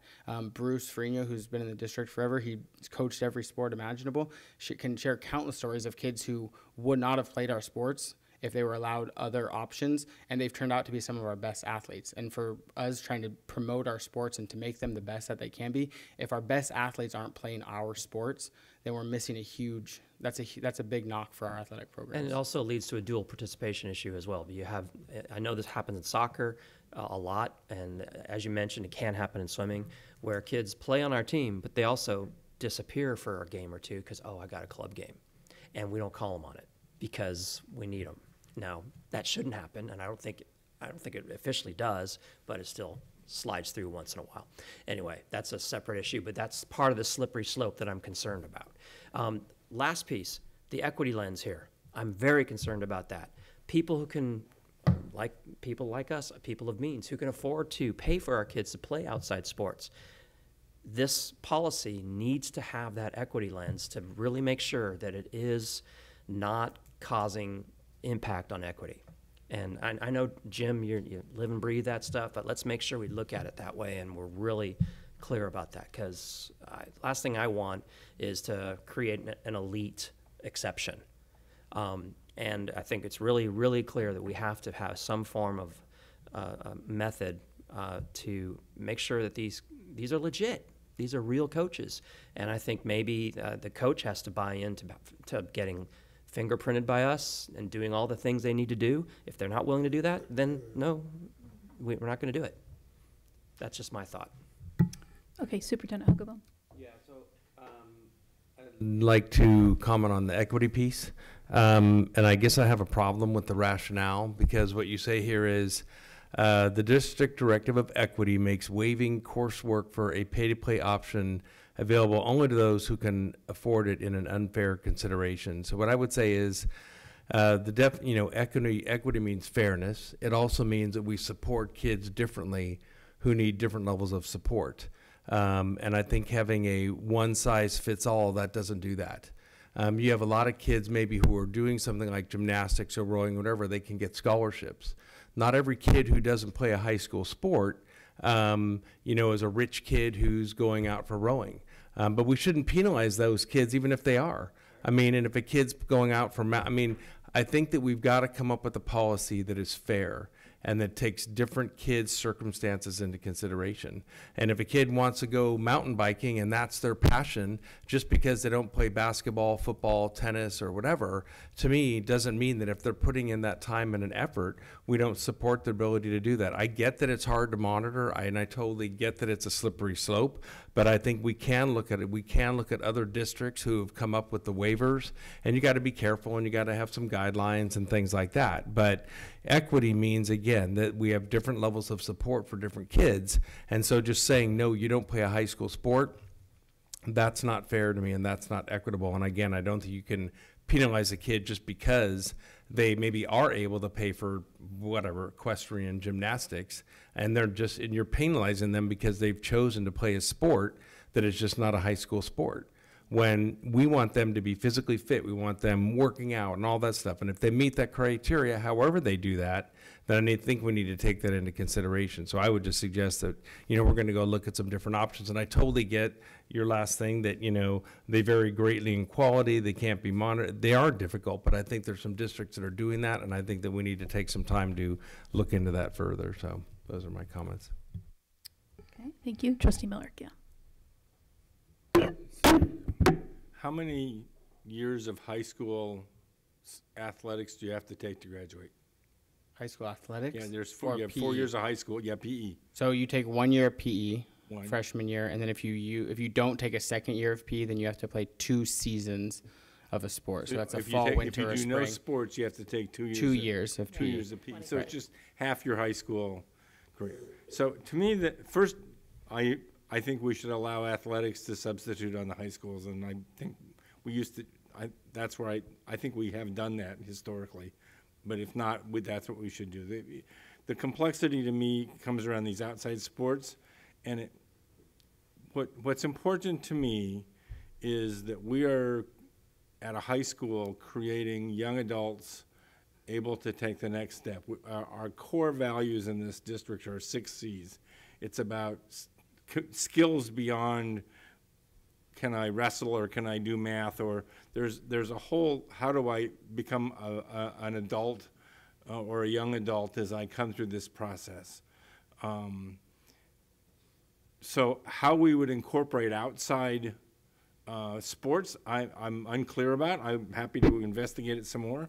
Inside sports, it seems to me our 6 C's are still met, our cultural norms are met. I'm a participant in the campus. It's part of my community. I wear a Novato High jacket or a San Marin jacket. I associate with those people. That seems like it works. So that's, if we can figure out how to do it. And I would suggest one of the challenges you've described multiple times is the data collection issues become overwhelming, and you need to find some automated tools. The whole rest of the world, FedEx to concerts to everything has gone to automated data collection. And I mean, you could take a group photo of the team every day and do face recognition. I mean, you have tools today that you didn't have even a year ago. So, but you know, we could even chip them. I like that. Or just write it right. So I think it's worth some study. I think. My personal experience is I went through high school athletics 4 years, and I mean, PE, I hated it because most of my activity was off-campus, physically strenuous stuff. But, you know, being part of the high school was important, and the physical education classes were part of that. So I'm up for the discussion, but I'm all for the first step. Okay, so it sounds like this the board is interested in pursuing the board policy in the ARs with our current athletics. We like what we see, what was presented from what I hear, and to do some additional work on the non-district, non-NUSD sports. We want some more homework done on that. Like I said, I looked at Pleasanton Unified. They have a whole packet online. So do a little bit more homework and bring us back some potential solutions to that. And then in the spring, we can bring back a kind of a cleaned up version for the in-house sports. Yeah, and you guys usually do a AD report, staff report. So if that's part of it, that's great. Cool. Okay. Thank you. Thank you so much. Appreciate the work you've done.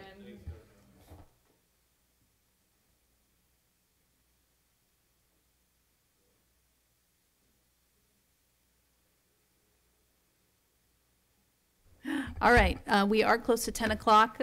We have our discussion action items now. The first one, though, is the most important, the first interim budget.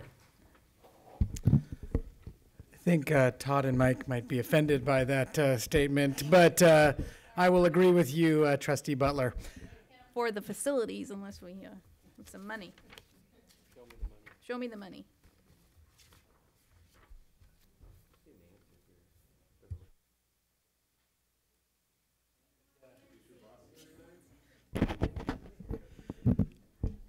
All right, thank you very much. Let's see. All right, we'll start with a little artwork over at San Ramon before we get into the nitty-gritty. First, I would like to thank Nancy Walker and her team. As you all know, that she does all the work, and I come up here and give a couple-minute speech. And so I just wanted to say thank you, Nancy, for all your hard work. And this really is a huge effort 4 times a year. So thank you very much. So we bring the budget really 4 times a year. We bring it at budget adoption, and we do the first main update to that budget at the first interim report. In March, we'll come forth with the second interim report, and then we finalize with estimated actuals in June, and then not a budget report, but the estimated actuals in the next September. So I'm going to focus on really what has changed since the last time the budget was here. The last time the budget was here was after the state budget was adopted, and we did our 45-day revision in August. And so on the surface, it's kind of the numbers look like, hey, a lot has changed. But when you really dig deep into this, most of the changes since the 45-day revision are posting of carryover, the deferred revenue from last year rolling over. And when you really focus on it, I look at that unrestricted side of the budget. Really, that is the most important side, because unrestricted dollars are the dollars that we can run the district with. Those changes were much more minor. So on the restricted side, there was a $2.1 million of carryover, really, that was posted. And so that shows of the $2.4 million change, and $300,000 on the unrestricted side.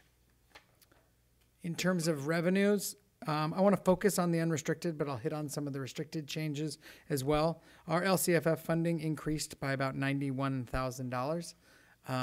That is unrestricted dollars, so that is a good thing. Our federal revenues increased primarily by about $315,000 in carryover, along with about another little over $100,000 in some additional Title I revenue in the current year.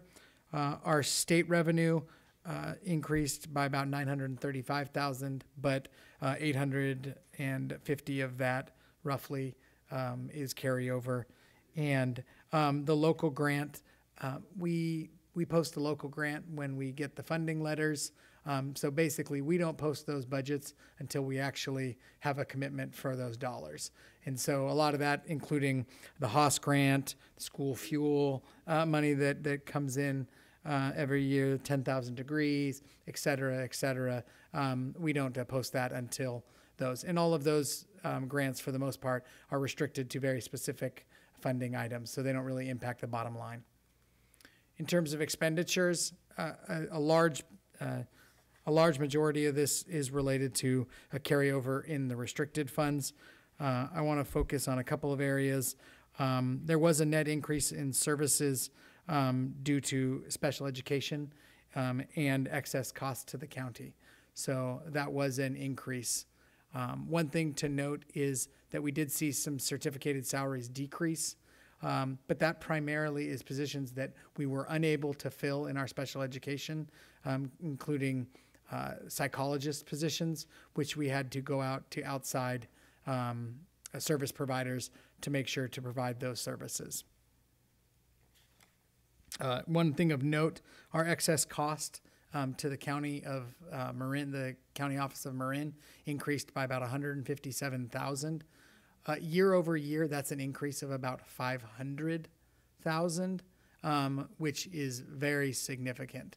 They have increased services in the current year, but we have to continue to monitor that. And in fact, I serve on a committee where we are reviewing the increases in those excess costs over the last 5 years. Fund balance. Our projected fund balance at the end of the year is $8.8 million.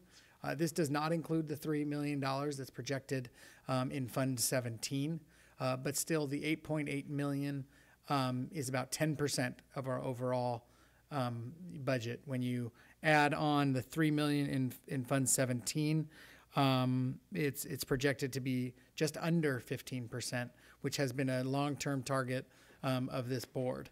So we are there at that, and this board has made a target of that 15% to continue. Some of the important designations continue to be the LCFF GAP or COLA funding that we will be receiving, as well as reserve for our declining enrollment. And we all know that one of the most serious things that's impacting the financials of our district is our declining enrollment. And if you looked at the board report, you saw a history of the last 5 years of our declining enrollment and our current year of 170 students fewer than last year. Moving on to the multi-year projection, I think it's important to note that even though it notes a net increase or decrease of 3.7 million, 1 million of that is the transfer from Fund 1 to Fund 17. So that's transferring from the left pocket to the right pocket. So, you have to take that out of consideration. And then you look at the rest being primarily restricted carryover. Basically, we're running a zero budget on the unrestricted side this year. But when you take into consideration the relatively flat growth COLA that's proposed by the state, which really only kind of covers step and column, you take that into consideration with the 170 students that fewer students that we had this year, which we were held harmless from this year, and you look at the $1 million increase in PERS and STIRS rates in 2019-20, that leads to about a $1.7 million projected deficit in 2019-20. Those same factors continue, declining enrollment, COLA-only growth on our LCFF revenues, and PERS and STIRS increases to about a $2.7 million projected deficit in 2021, 2020-2021. It's important to note that we have a new governor, and we will see his first budget on January 10th.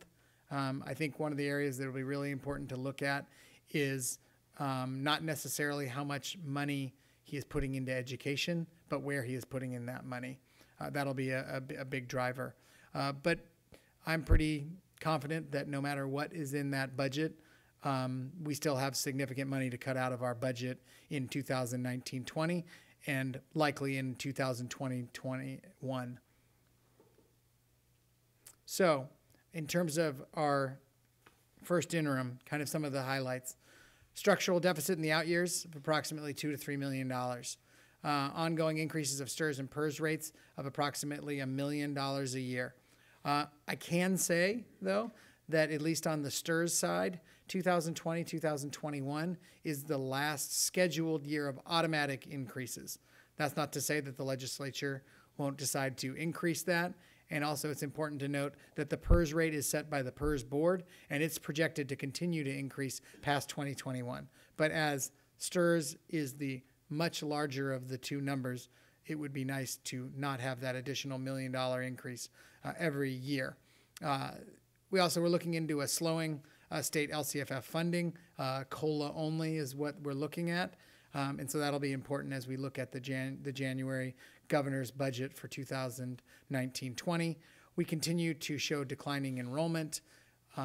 Just on the natural, we kind of talked about this. If we have 625 to 650 seniors, and we're bringing in 500 kindergartners every year, we're going to be, reducing by 100 to 150 students each and every year until that goes out. So that's still another 4 or 5 years away. And we are not completed in our contract negotiations for this year. So any multi-year projections do not show any costs of settlements with our unions. So I noted that we will need budget reductions in 2019-20 and likely in 2020-21. To that point, we've put together the balancing process and a timeline for that. Really, it's in 4 main stages.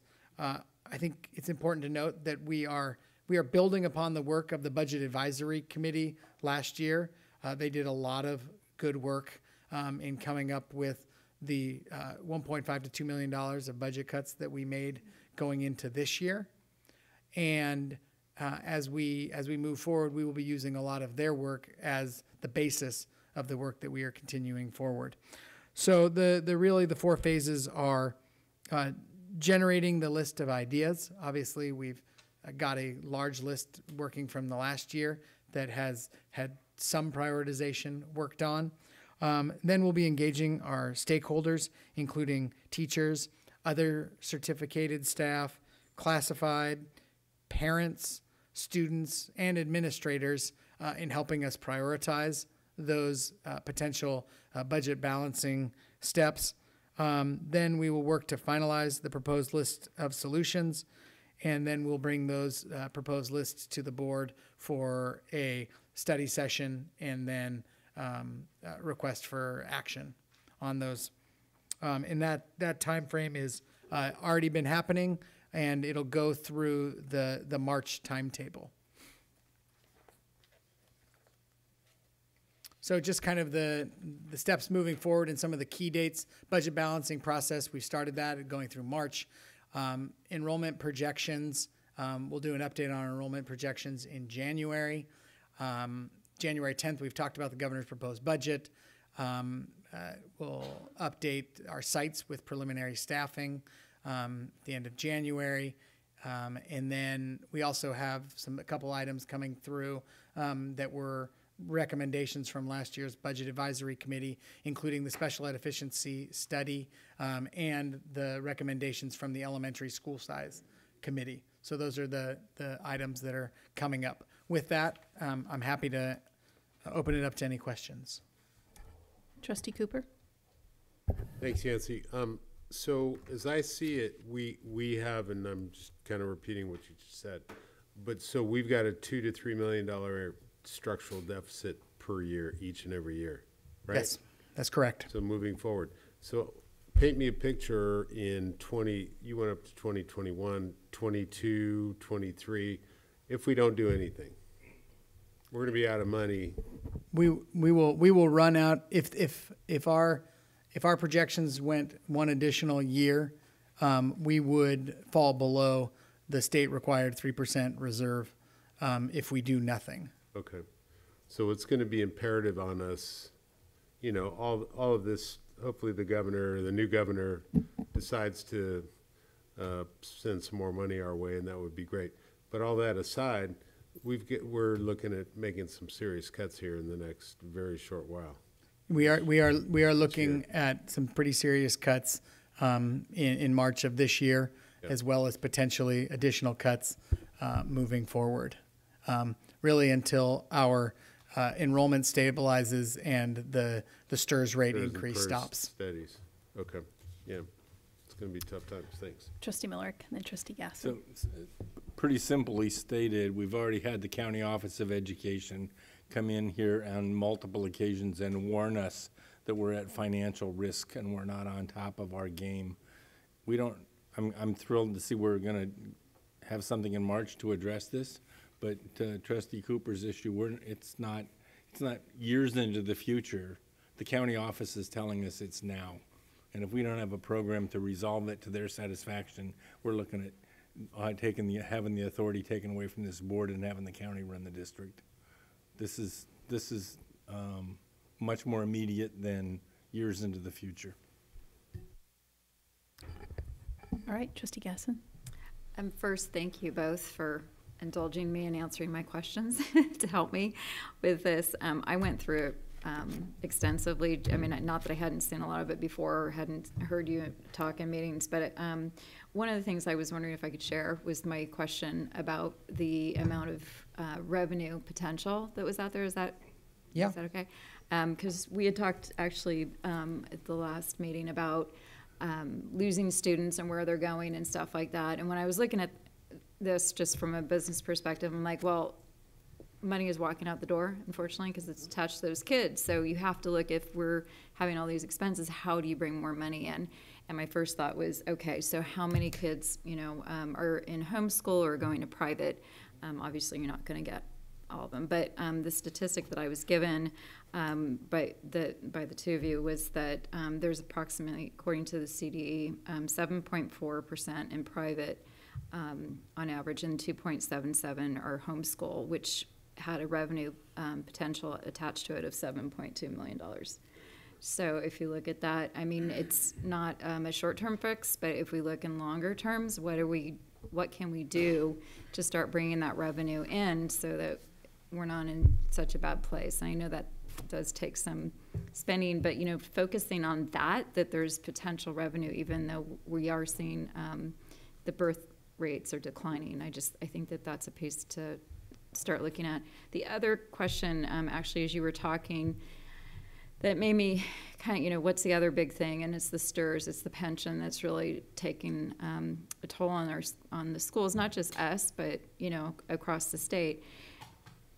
I know that there's the belief that that's going to continue, but I'm thinking, we're not the only ones that are struggling, and you're going to start seeing this. I mean, we're able to stay afloat right now, but as it progresses, I think it's going to create a situation in California where I'm wondering if that would trigger a change in that.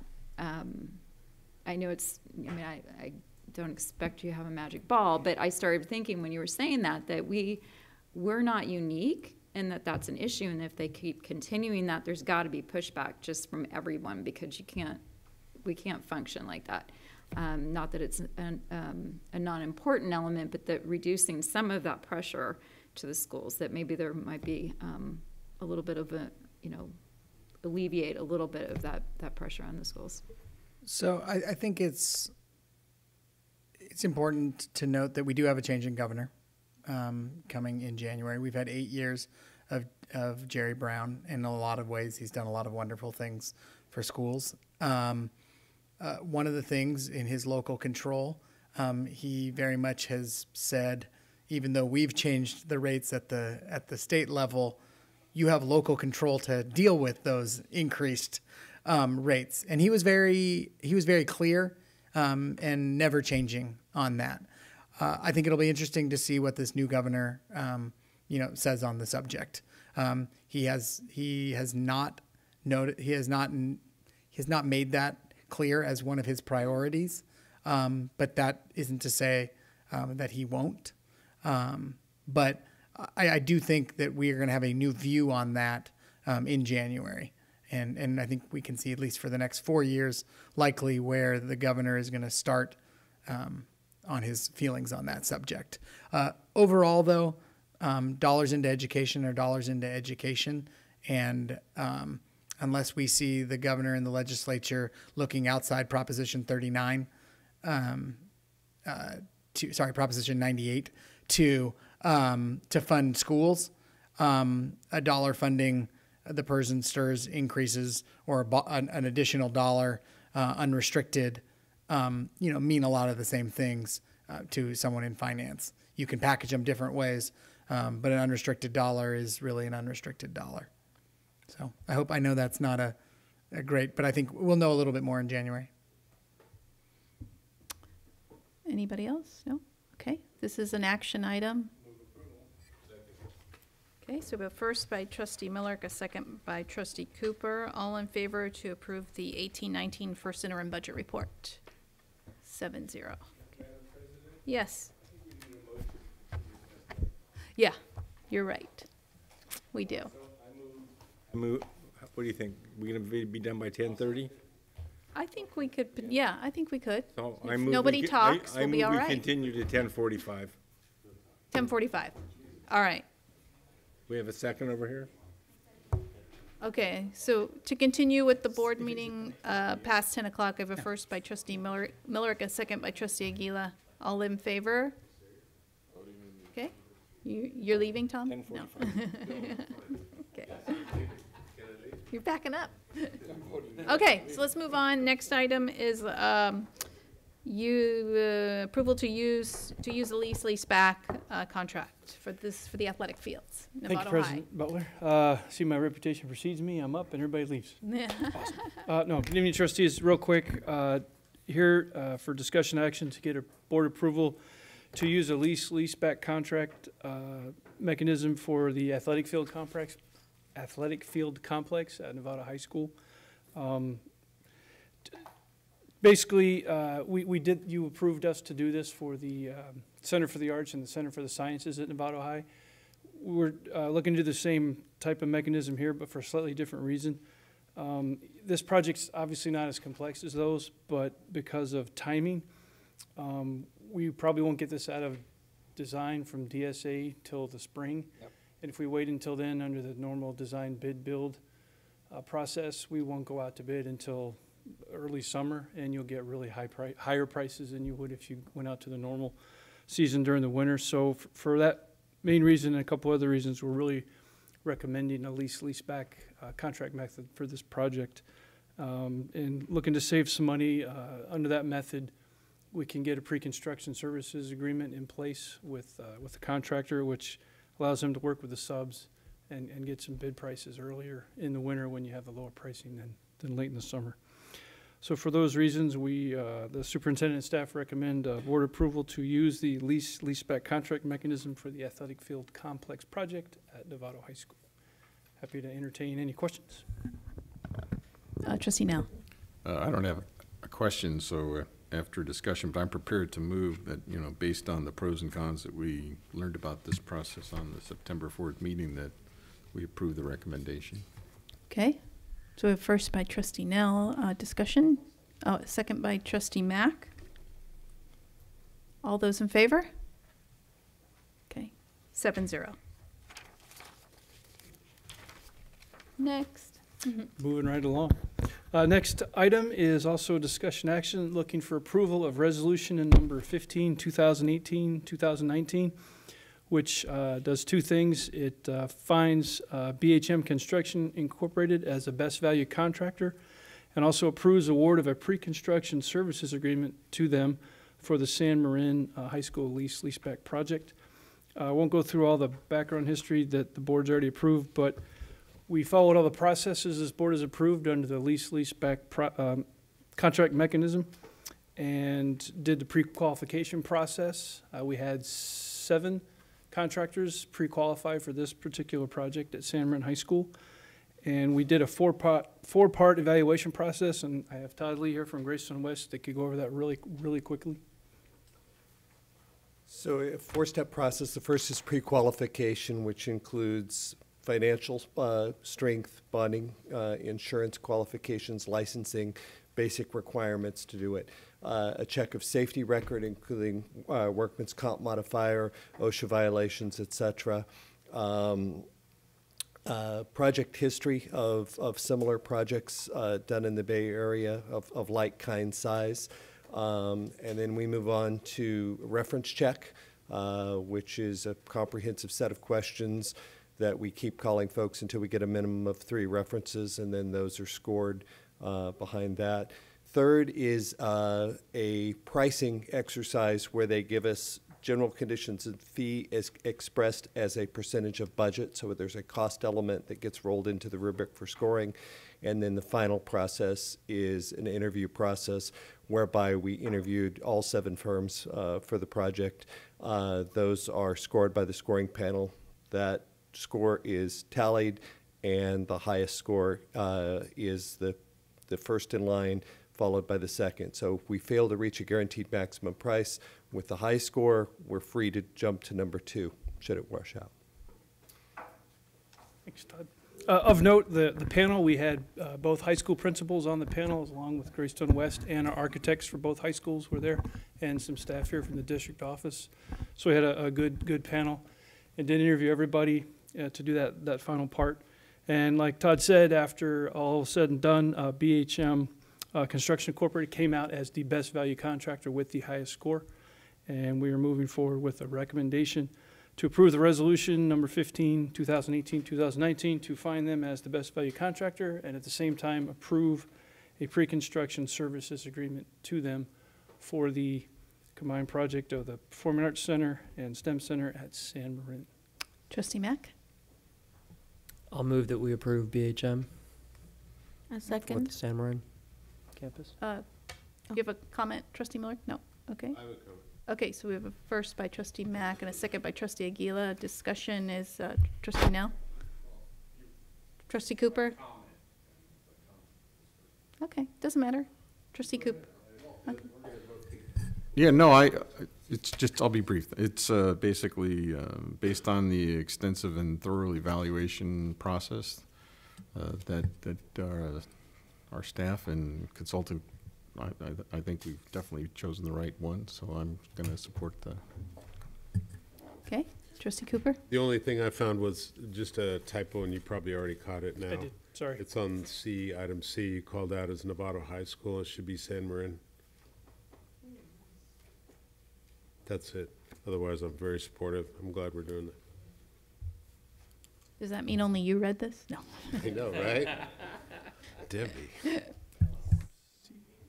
It's right. You talking on the? Oh, Which, I'm what sorry. page are you on? Sorry, I thought we knew, sorry. Page 2, under section 1 recitals, items, paragraph C. Oh, yeah, Oh, yeah, I'm sorry. there it is. I was looking at the wrong page. Good catch. Yes, we will fix that. My apologies. Okay, so anybody else? Nobody else? Or did you? No. Okay, so I have a first by trustee Mack, a second by trustee Aguila. All those in favor? 7. Yes, resolution 15. 7-0. Passes. Now the next one is the same thing, but Novato High.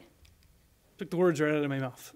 Exact same process. For this project, we only had 6 contractors. One of them that was pre-qualified elected only to bid for the San Marin project and not for both. The other 6 elected to compete for both projects. So for Novato High, we only interviewed 6, or had 6 pre-qualified. Exact same process. And in this case, Wright Contracting LLC came out as the best value contractor. And again, through all the rigorous process and there with the high score, we recommend that we find them as the best value contractor and approve award of a pre-construction services agreement to them under Resolution 16-2018-19. I'll move approval. Okay. Trustee Miller? Where is Wright located? Are they Napa Valley? Santa Rosa. They're Santa Rosa? Santa Rosa. Okay. Okay. And so this is the last one we're gonna consider, and we're moving to lease back. The last one we're gonna consider tonight, that we have a roof to talk about, right? Yes. But that's is the that a last. lease back? I don't think so. No, roof is not a lease. Yeah. So we're moving significantly big projects over to lease back.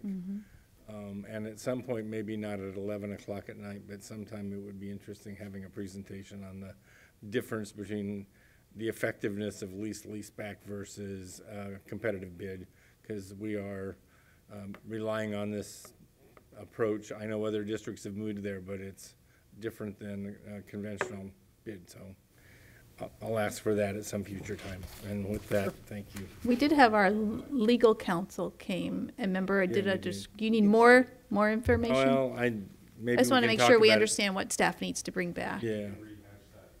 Maybe just like in the middle of this process, how is it going? Yeah, and- that would be fine, because Okay. we're committing to doing it now, so it's not if, Yeah. or if, it's a question of So I how- check in with the how board well, on yeah. just giving us an update back. Be glad to. I think that the first would be when we issue the guaranteed maximum price. And that would be a Perfect. really good Yeah. piece of where the pre-construction, how that went. Perfect, thanks. Thank you. Okay, thank you, trustee Miller. Oh, okay, so we have a second by trustee Aguila. So a first by trustee Cooper, second by trustee Aguila. All those in favor to approve this resolution, 7-0.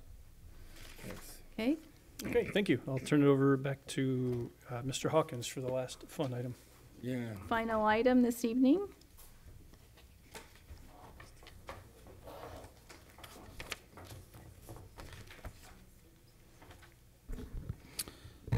The final item of the evening is to approve the change order number 3 for the re-roofing project at San Ramon Elementary School.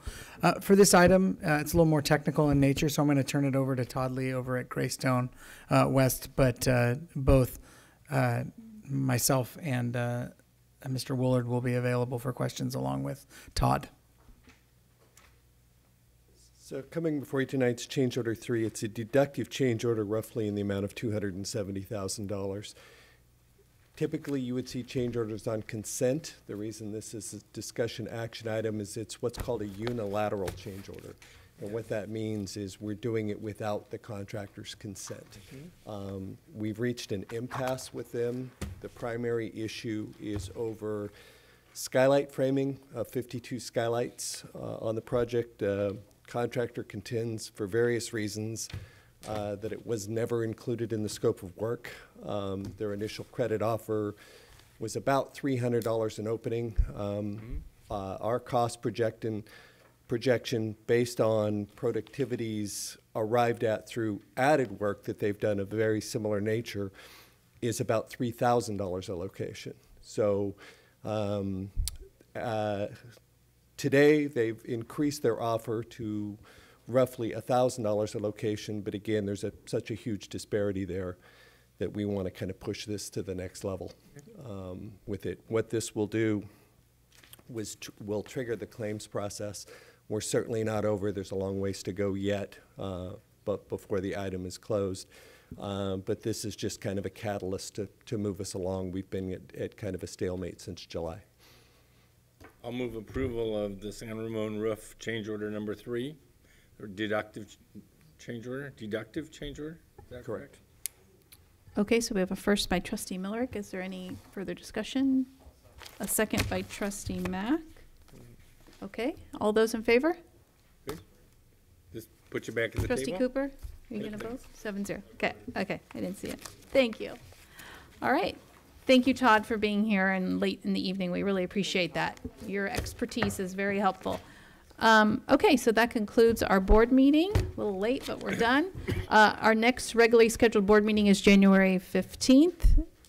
And that's it. Meeting adjourned.